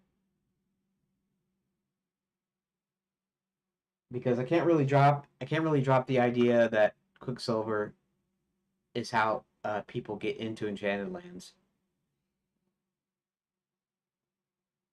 Okay, so if I want, let's see, maybe maybe there has to be a deal. Maybe you have to have a ticket on purpose because there's it's like tickets. It's like getting on a plane or it's like gaining entrance to the park with a ticket. You have to have your ticket. Normally, a train or a plane or whatever, they take your ticket. Okay. In the case of a plane, they don't exactly take your ticket, but they stamp it or whatever. Like, you pay for your ticket and then you show it to them and then they mark it and they tell you to take your seat and all that stuff. But um, so maybe there is a way that the tickets work. That maybe they're only one-time usages. Maybe that's the deal. Maybe too, the only way you can get into Enchanted Lands is via Quicksilver. So maybe one of the things that happens when he closes down the resort is that they confiscate all of the Quicksilver. They don't have any left, right? So even though the Quicksilver is in the ground, even though the Enchanted Land still has the magical properties, getting somebody to be able to come into the land or leave the land or whatever via Quicksilver. Uh, so maybe that's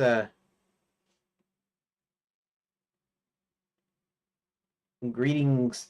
Uh, is it Davy or is it like the Devay? I don't know how to pronounce it. How do you pronounce your name or your YouTube name there? Is it Davy like the name Davy or is it a specific pronunciation for the word for a word like a Russian word or something? Davy Sprava?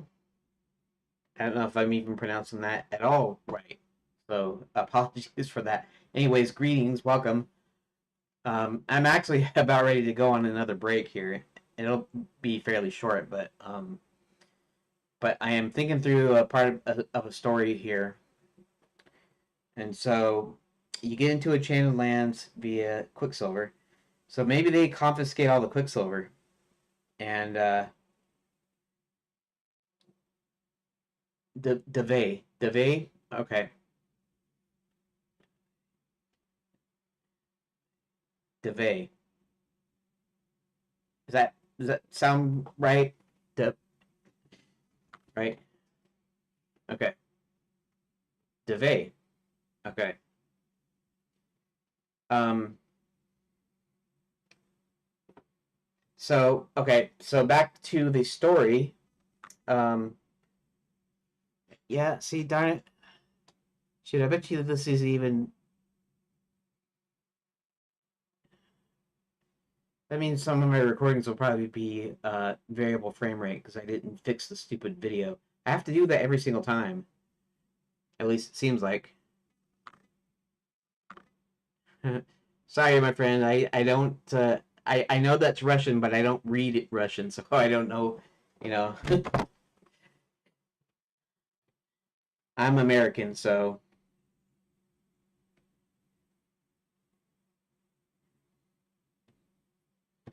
But that's cool, anyways. I don't mind. Just know that I might pronounce your name wrong occasionally. But in any case, okay. So I have kind of a conundrum here, right? Um, Hubert, uh, Hubert's a wizard, right? And Enchanted Lands is a magical kingdom that gets turned into a tourist resort, but it's fallen on hard times. I've already said this, but I just wanted to reiterate, just in case you don't uh, know what I'm talking about.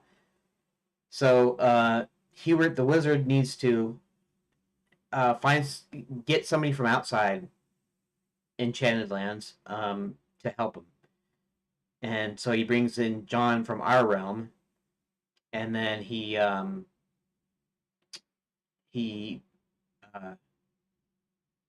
then John helps him figure out the mystery of who's back in the kingdom, why is everything closed down, you know, why are tourists disappearing, that sort of thing.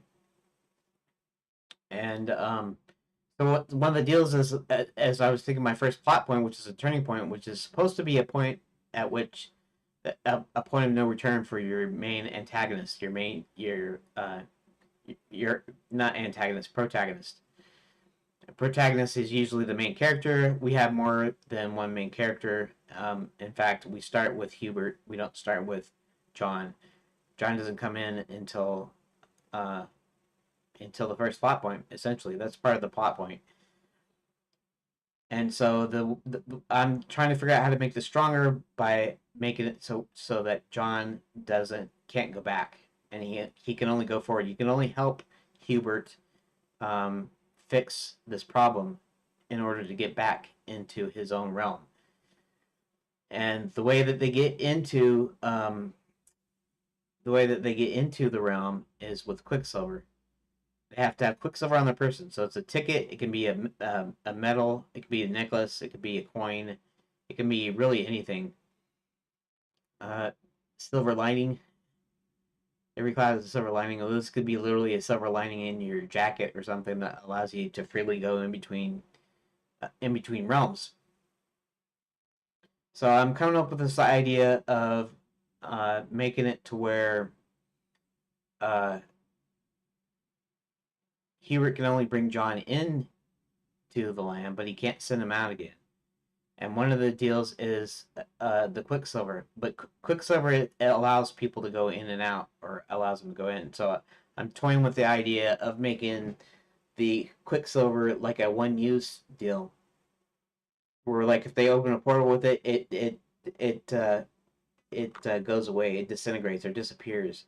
Maybe the idea is the energy goes back into the Nexus, which is the Nexus is just basically it's not even like a really great concept. It's just the idea is this is the place where all the different realms can connect because the Nexus is made up of this magical mineral called Quicksilver, and they built the kingdom on top of the Nexus. So the quote unquote sunny Nexus of worlds is where Enchanted Lands, the kingdom, was built, and then they made it into a tourist resort.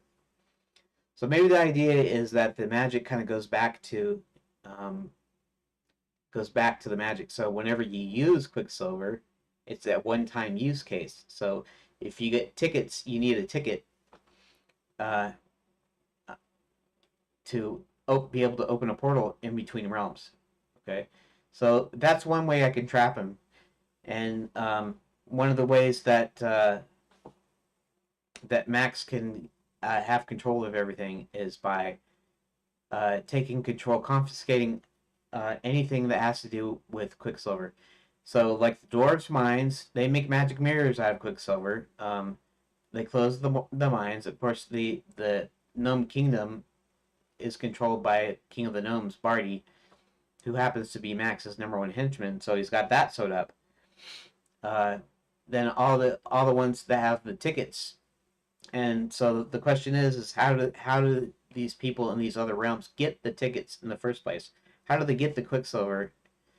Quicksilver can be a one use case, but still it has to be like sent to them somehow, or they have to, maybe they have to order it somehow. Maybe there's a method of transportation. Um,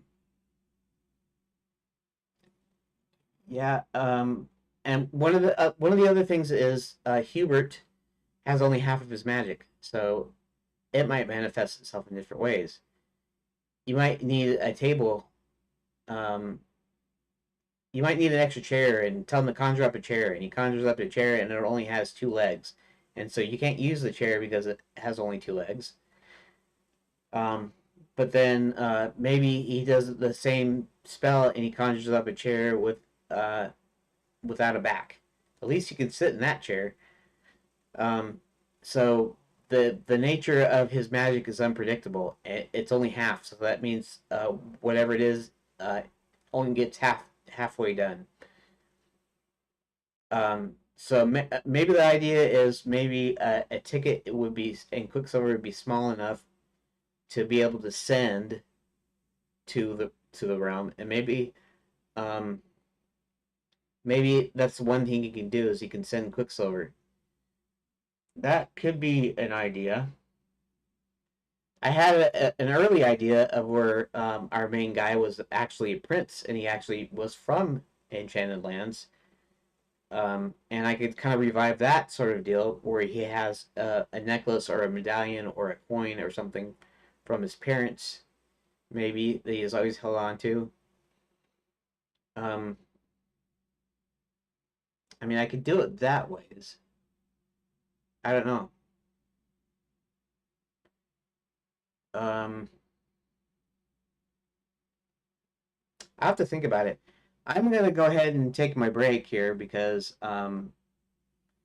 see if Dad's done with his nap, maybe, and I will see you about 10 minutes, maybe give or take. Shouldn't be that long this time. So thanks. Please hang in there if you know if you just started. Um, hang in there till I come back, and I'll see you in a few minutes.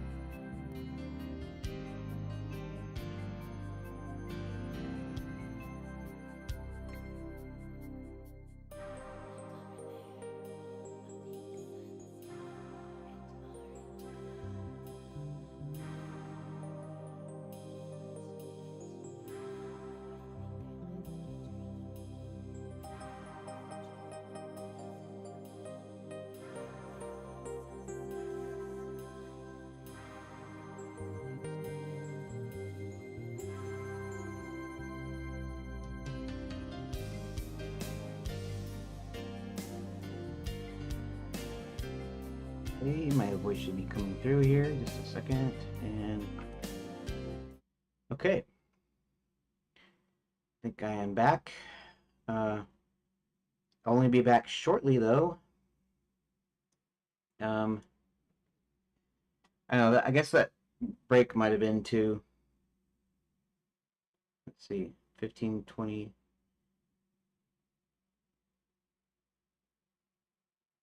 15:23. So I guess I was gone for half an hour anyways. That's okay. Today is almost kind of a wash, sort of. But I think I'm still going to come up with something here. Um,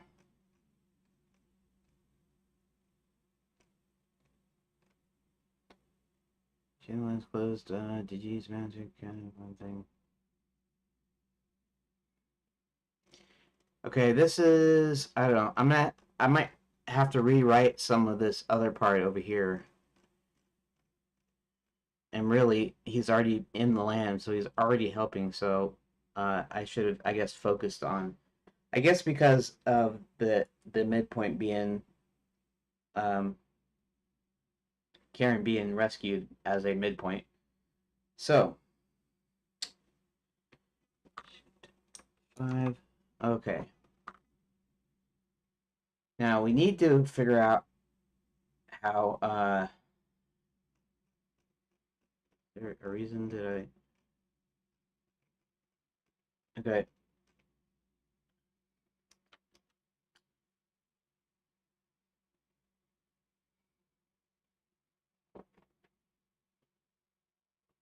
Some invoices that he doesn't recognize as important. That's not how it should be.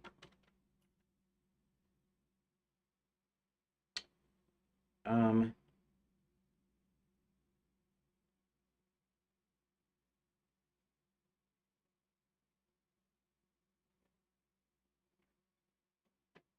I need to figure out a way where um, John and or Hubert can find out where Karen is being held. She's being held in the cellar of the Grand Enchanted Landian. Okay. At some point, the Count was going to uh, help tell you where she is.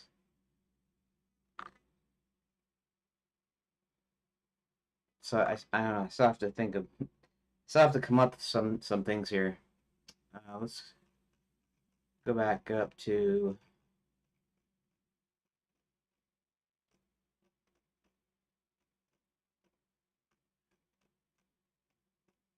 Okay. See Roland, Karen. Okay, let's go to Karen, not the Count.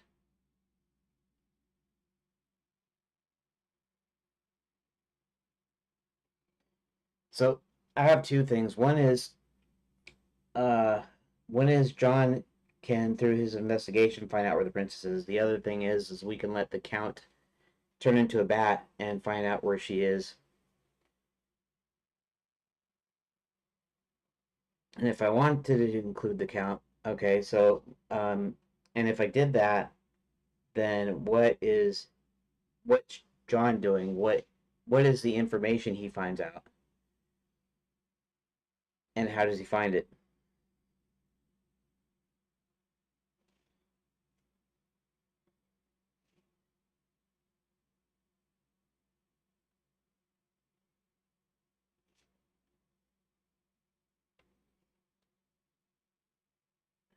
Kind of familiar with his guards still John the princess's whereabouts.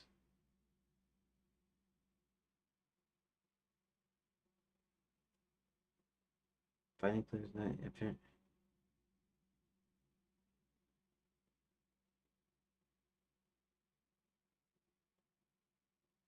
Oh, I kind of did it. Yeah. He overhears the guards and tells John the prince's whereabouts. He then returns to tell Hubert and John the info. But he'd already told him. So, okay, so he tells them the info. So that means I have nothing for John to do in the meantime.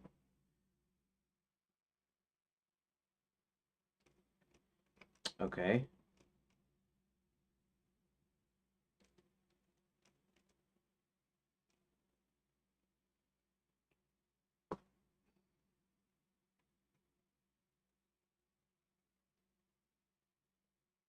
Resort closed down, Kington different general.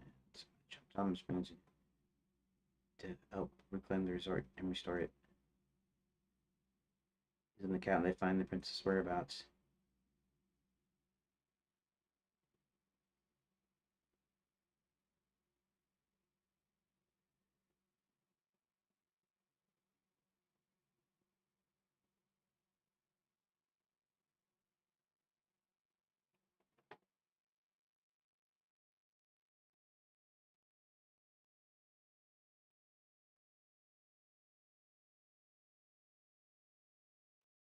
Hmm.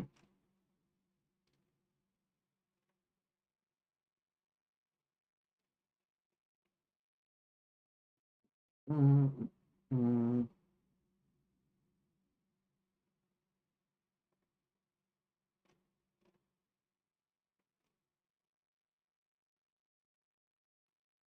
See, at this point, um, John is doing some detective work, and he finds out where the princess is being held.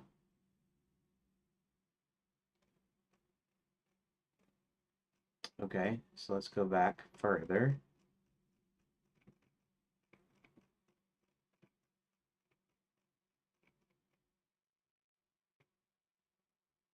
Mm, mm, I forgot. Okay. Um.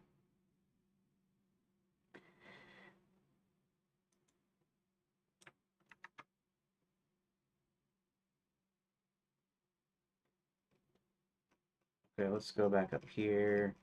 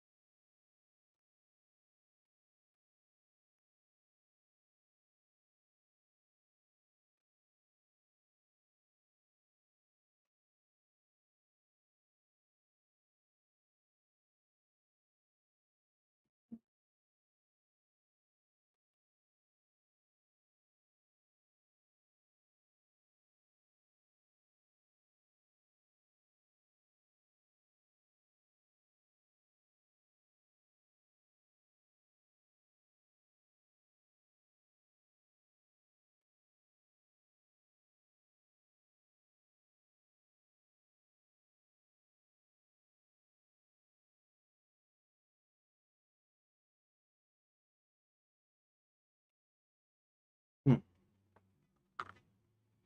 So I guess that's my biggest problem. My biggest problem is once John is here, what's he supposed to do? Because part of the part of the thing about finding Max's plans is um, the princess somehow finds out what's going on through her being kidnapped. Uh, the count finds out about her whereabouts because he can fly as a bat and be relatively undetected. Um, so why it's like why does Hubert need John to go into there when he's got this other stuff going for him? John does not need to be in there. And that's kind of the point. What do I do with John once he's in there?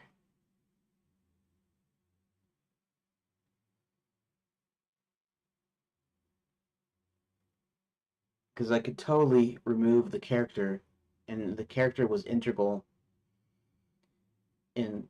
my story, but I could completely remove him and it would not hurt the story hardly at all.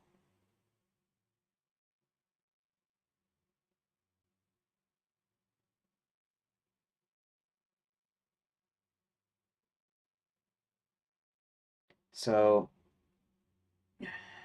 so there's a conundrum.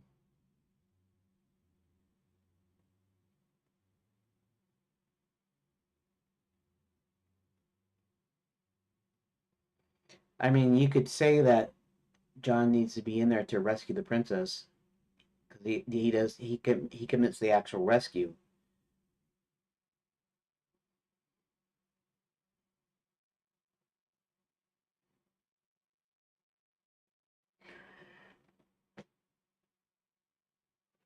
Hmm.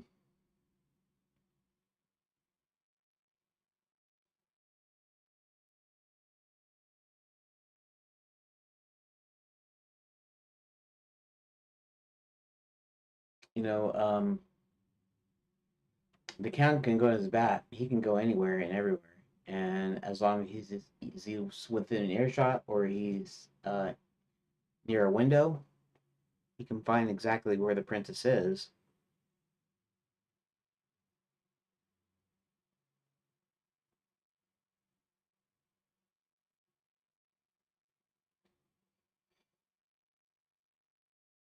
Maybe the clue is in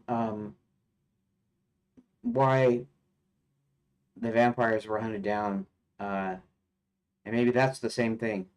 Maybe because they're not actually bad guys, at least not in my game. Uh, they get hunted down because maybe the bad guys have got to know who the count is. Maybe that's the point.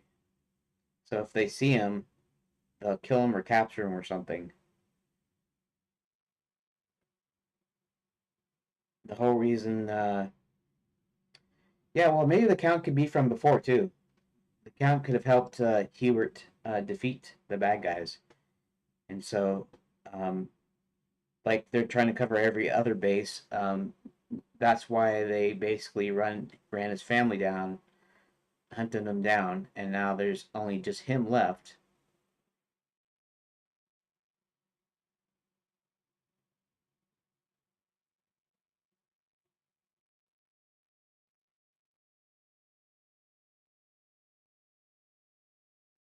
Hmm.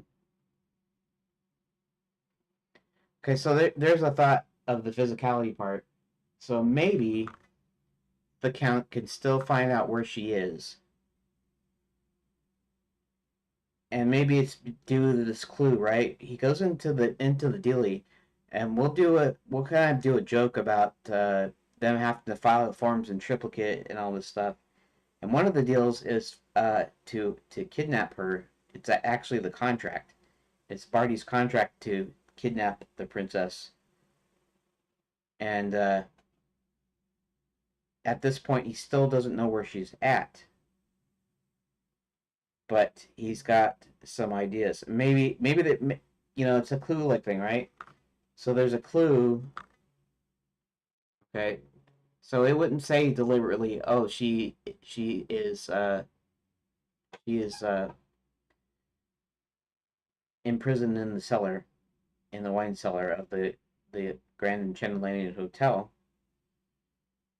Um, yeah, that sounds like a good deal. So he's got to find something that clues him in to Enchanted Lands because the Count is not going to. And I haven't introduced the Count here. I might have to introduce him earlier, but the Count has no way of like he'd have to go into every single like building and hut and tent and whatever in Enchanted Lands to be able to find her. So somehow in the story I've got to narrow it down to a point of where you can logically be clued in that it's the hotel. So maybe in Princess Prep, uh, maybe John finds the what do you call it? You know, if somebody goes to a convention and speaks, maybe there's a folder of papers. Maybe there's something set up, uh,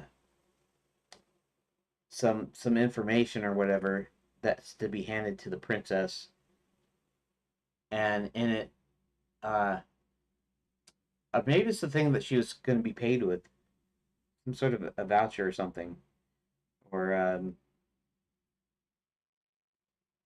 have to think in terms of business, but I also have to still fit in this kind of fantasy environment. You know, it's like, what do they use for money? Is it money from her world that she gets paid in? Does she get paid in money? Does she get paid with free tickets to the resort? Could do something like that, where she gets paid with some Quicksilver tickets, maybe.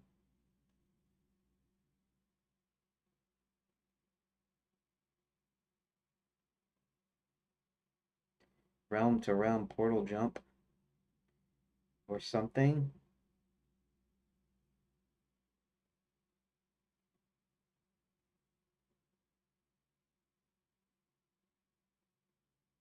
Hmm.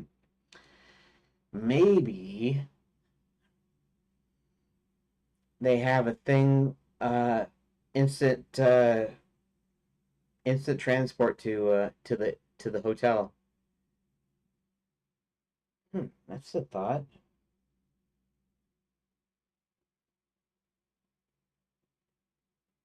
She's supposed to go to Princess Prep, and okay,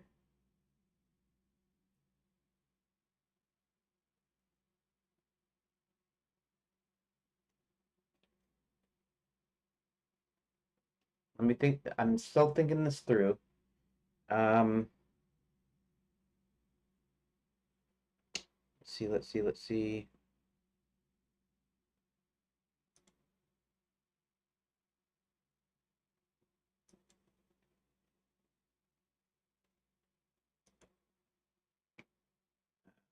Points. That's okay. Huh.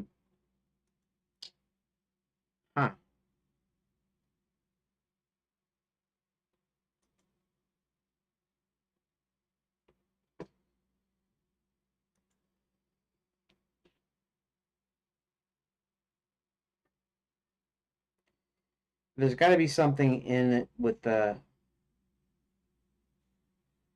There's got to be something in it that clues them into the hotel.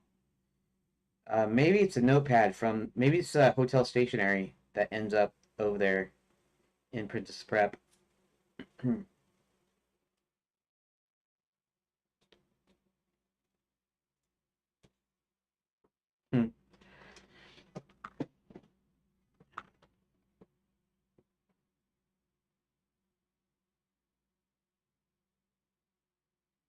Maybe they have to write down everything that they take to be reimbursed or something.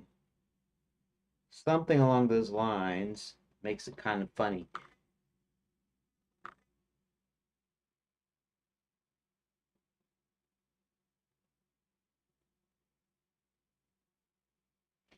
You know, so the idea is Max will set up in the hotel because he doesn't yet have access to the castle, which he will get at some point.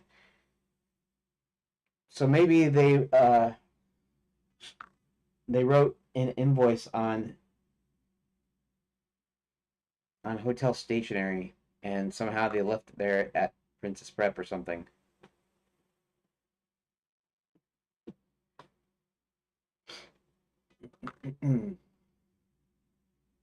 No, that still wouldn't work though, would it?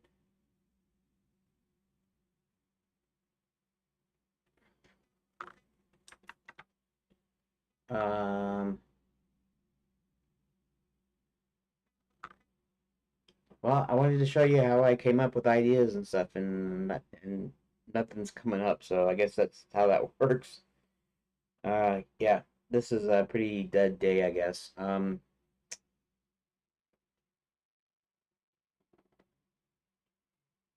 Let's see.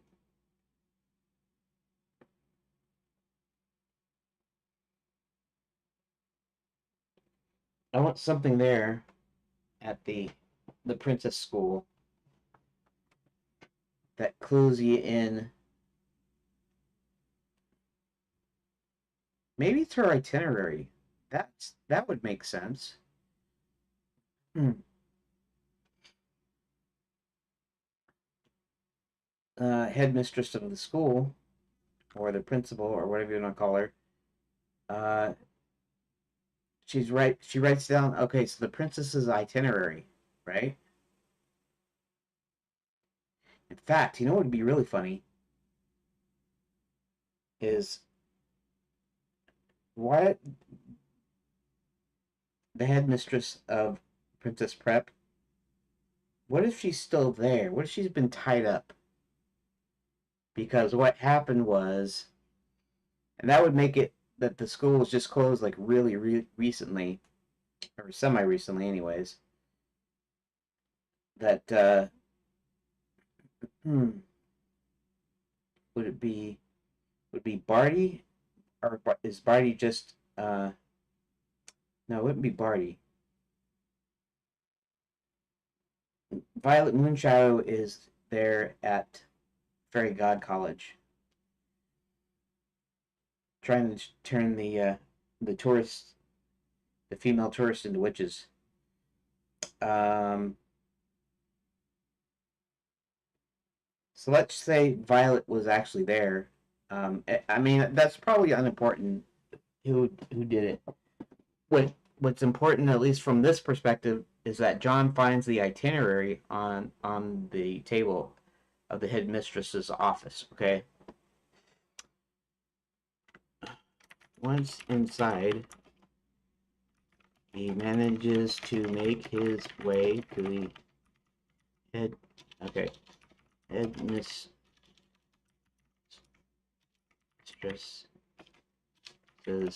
office. Uh, where after looking on her desk, finds a piece of paper with the words Princess Karen of Verdance. Um, Itinerary. Uh, After looking at each of the items, he notices.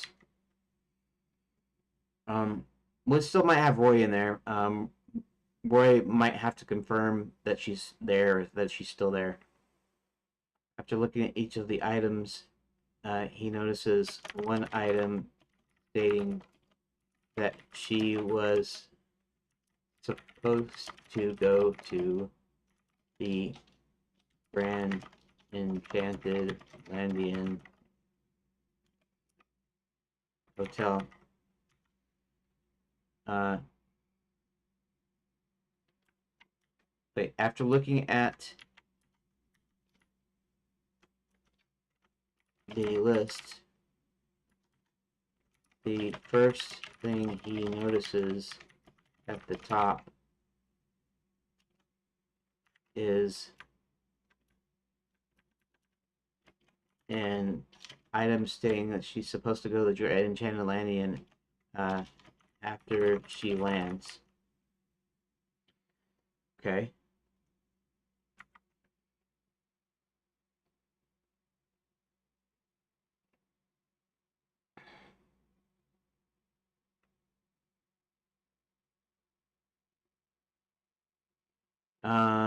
Okay.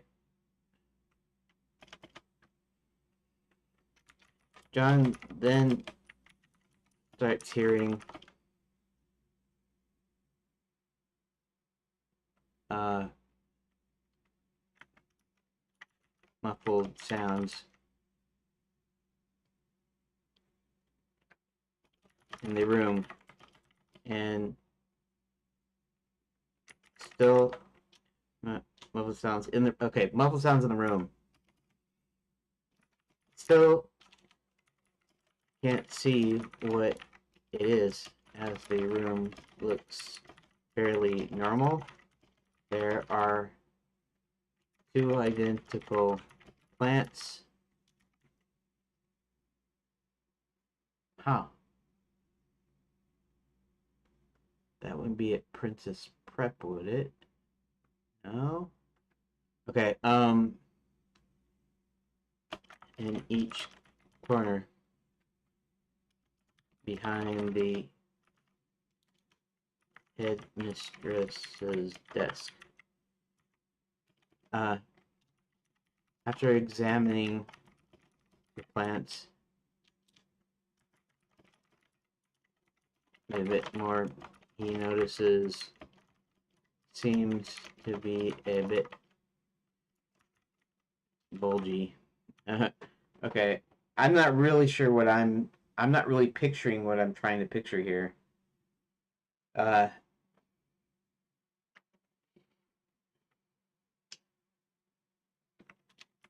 and realizes there's someone let's see.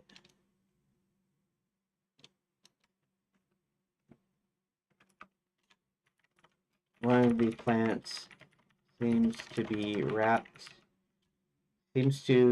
have wrapped its leaves around something. And with a little effort, he manages to pull off the plants to reveal the head mistress. I don't really know what the conversation is supposed to look like here, though. And actually, I don't know if... Okay.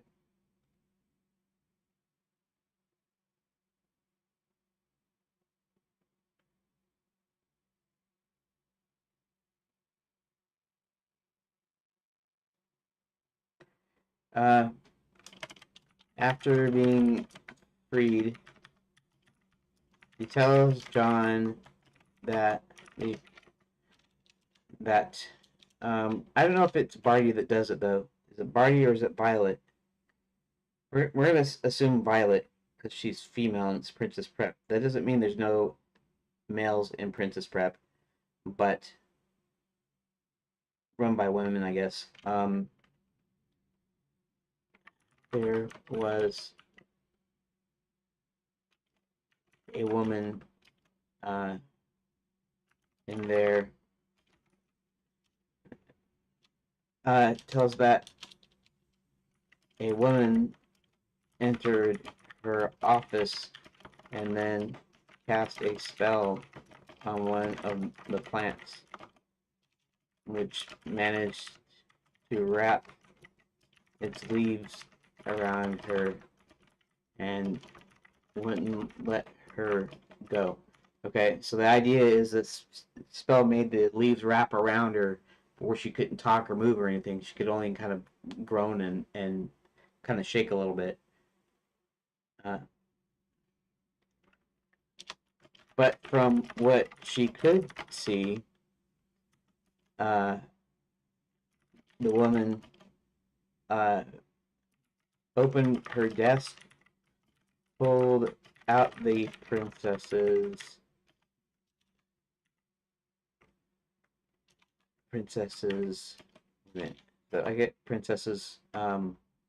itinerary along with hotel tickets.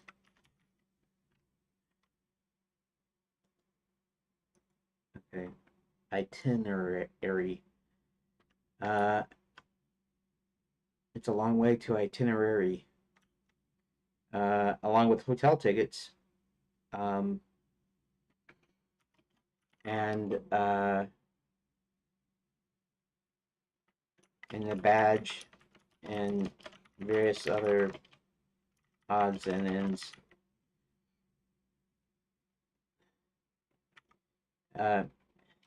And then left her here to suffocate. Of course, she obviously didn't suffocate. Okay, this is good. At least I made a little bit of progress. Okay, so this is how it works. Okay, regardless of what the other part, which I may still rewrite, I may not rewrite, but that's not important. The important was how do we get to the how do we get what is John doing?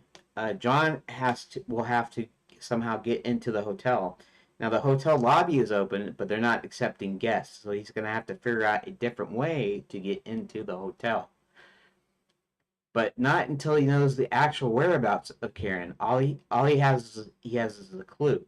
So when he comes back and meets back up with Hubert, he can tell Hubert that what happened, and saying, well, at least we can, figure out. For one thing, they can go into the hotel lobby. They can see. They can talk to people. Maybe there's a clue. I don't know if I want to put a clue in there, but maybe there is. And so what happens is that's when he decides to call in his friend Roy, and he tells Roy that he needs Roy to go around and look through all the windows and any openings, try to get in there, try to see if he can track down and find the princess.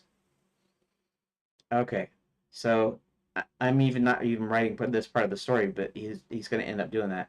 Uh, uh,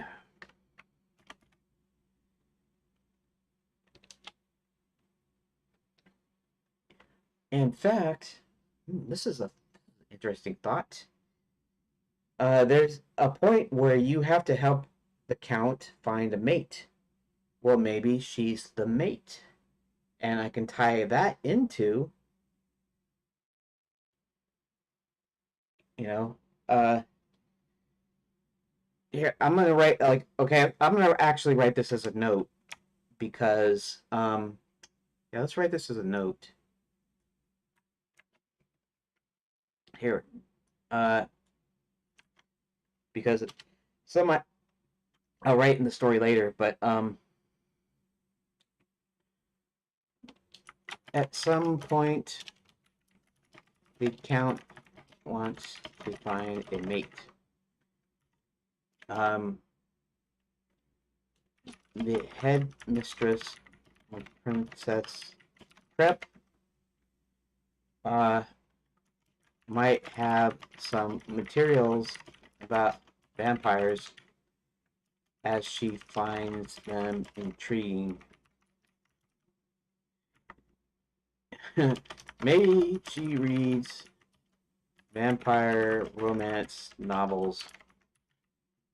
Um, maybe she's actually studied them and has books about them. So John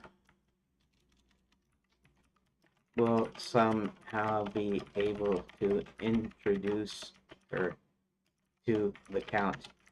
Okay, and partly the reason it's a note is because I'm not really getting to that part yet. Partly is because maybe John has to meet the count earlier, and so maybe that's part of the deal. And when he gets to this point of actually finding where the princess is, getting into princess prep and stuff, maybe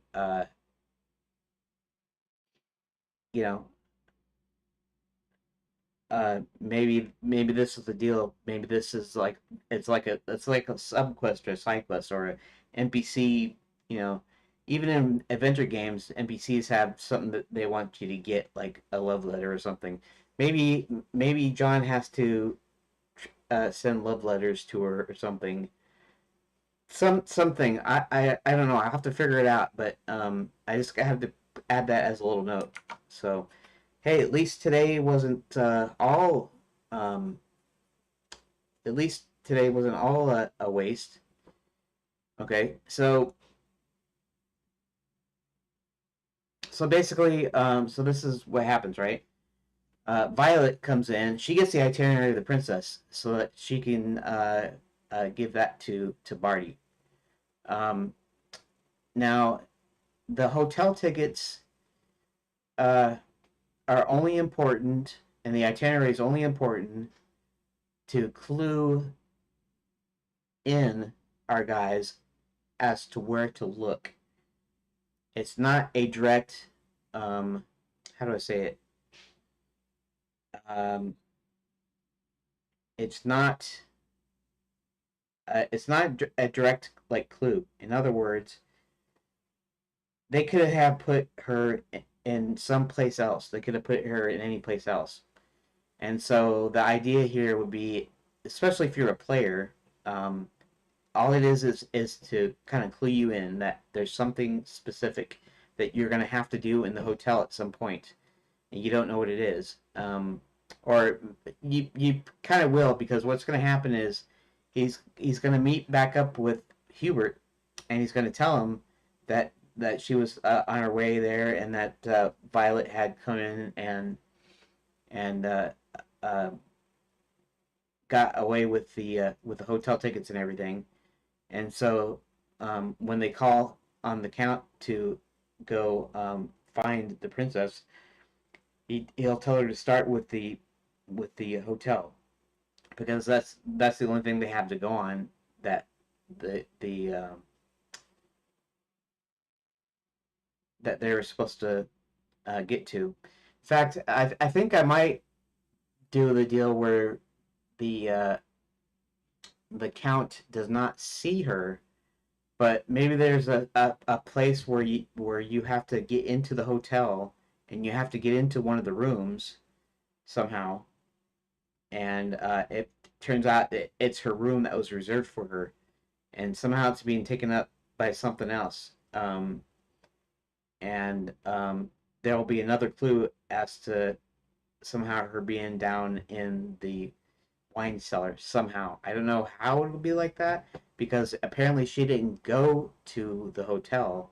Like, she didn't go in and check in and then was kidnapped. She was kidnapped before she went in.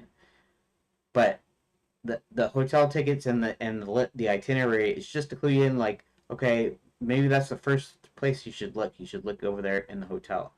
And so he does, but he doesn't see her. But maybe he sees something that's part of her room, and somehow that leads to a different clue. Maybe there's a henchman or something, or somebody that's using her room that wasn't supposed to be using her room. Or maybe it's another woman that's not the princess, right? So maybe there's yeah. See, now my mind is kind of going. Maybe I should just do another here. Let's do another note. So uh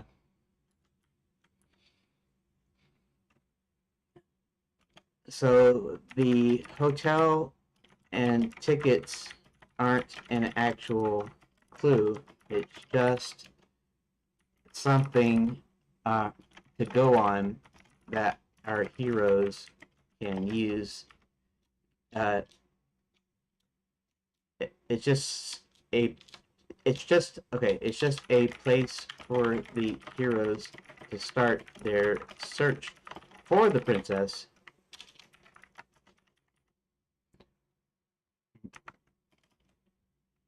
So they call up Hubert's old friend, the Count, and he turns into a bat to try to explore the hotel.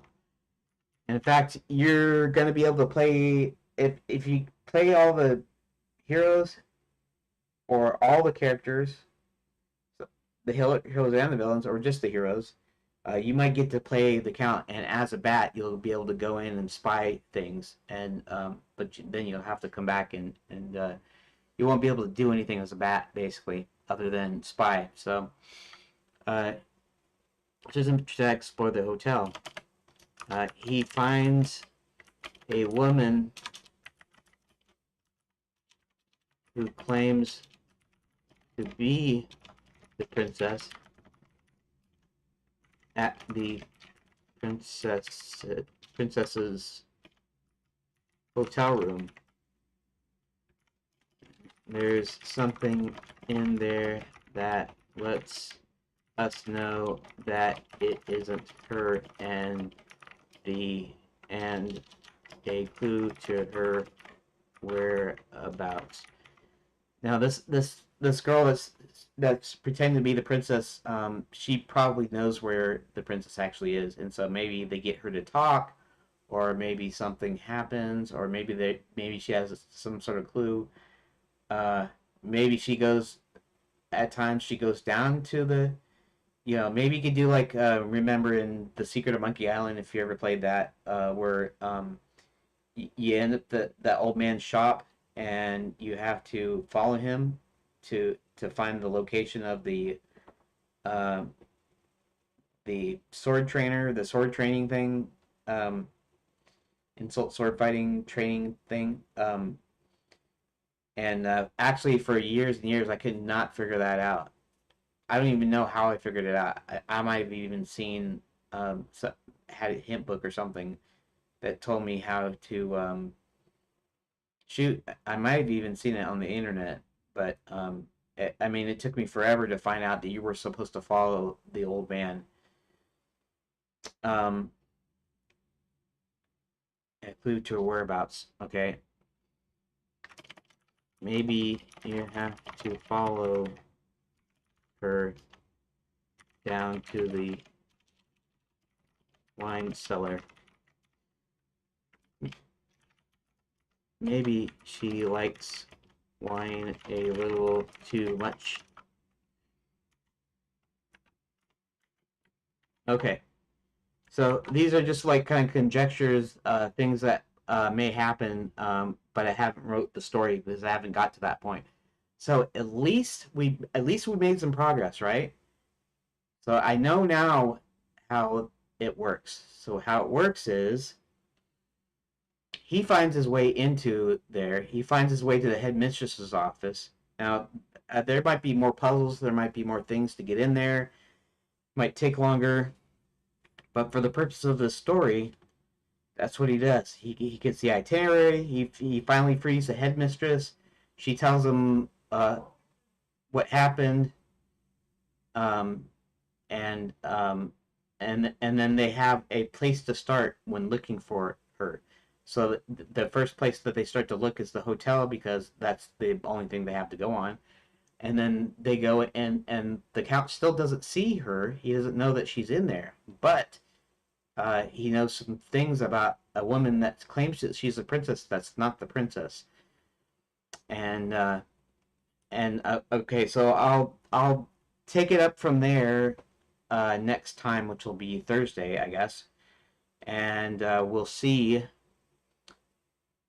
Let's see if I'm still on desktop. I guess I don't care if it's unprofessional to look at infinite images here.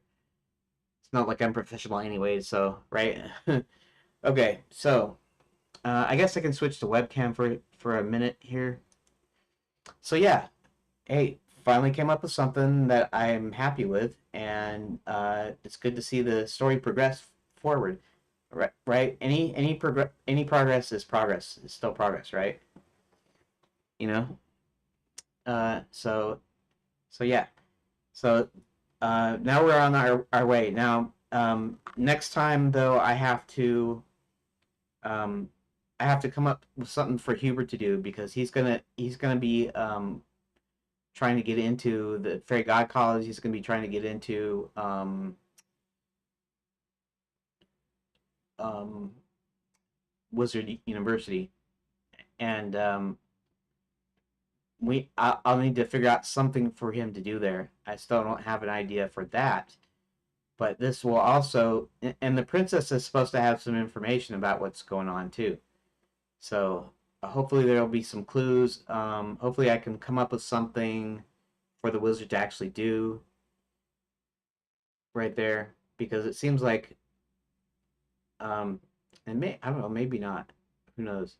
Well, I do know the one thing though, and that is maybe he tracks Violet to Fairy God College, and so he'll have to go get into Fairy God College somehow, to try to free all the little old fairy godmothers to the pretend fairy godmothers, to help release them and stuff, and to track Violet down so you can confront her.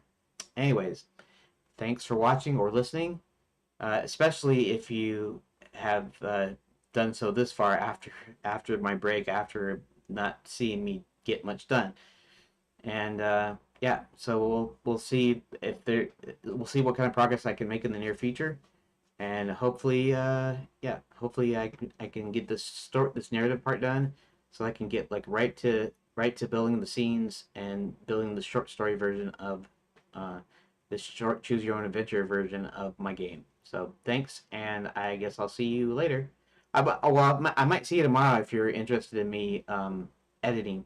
I'm gonna edit the second update video completely differently. I'm gonna time lapse it, essentially speed it up. You know, it's not like time lapse is like taking pictures every so often, so it's like in a shortened time frame.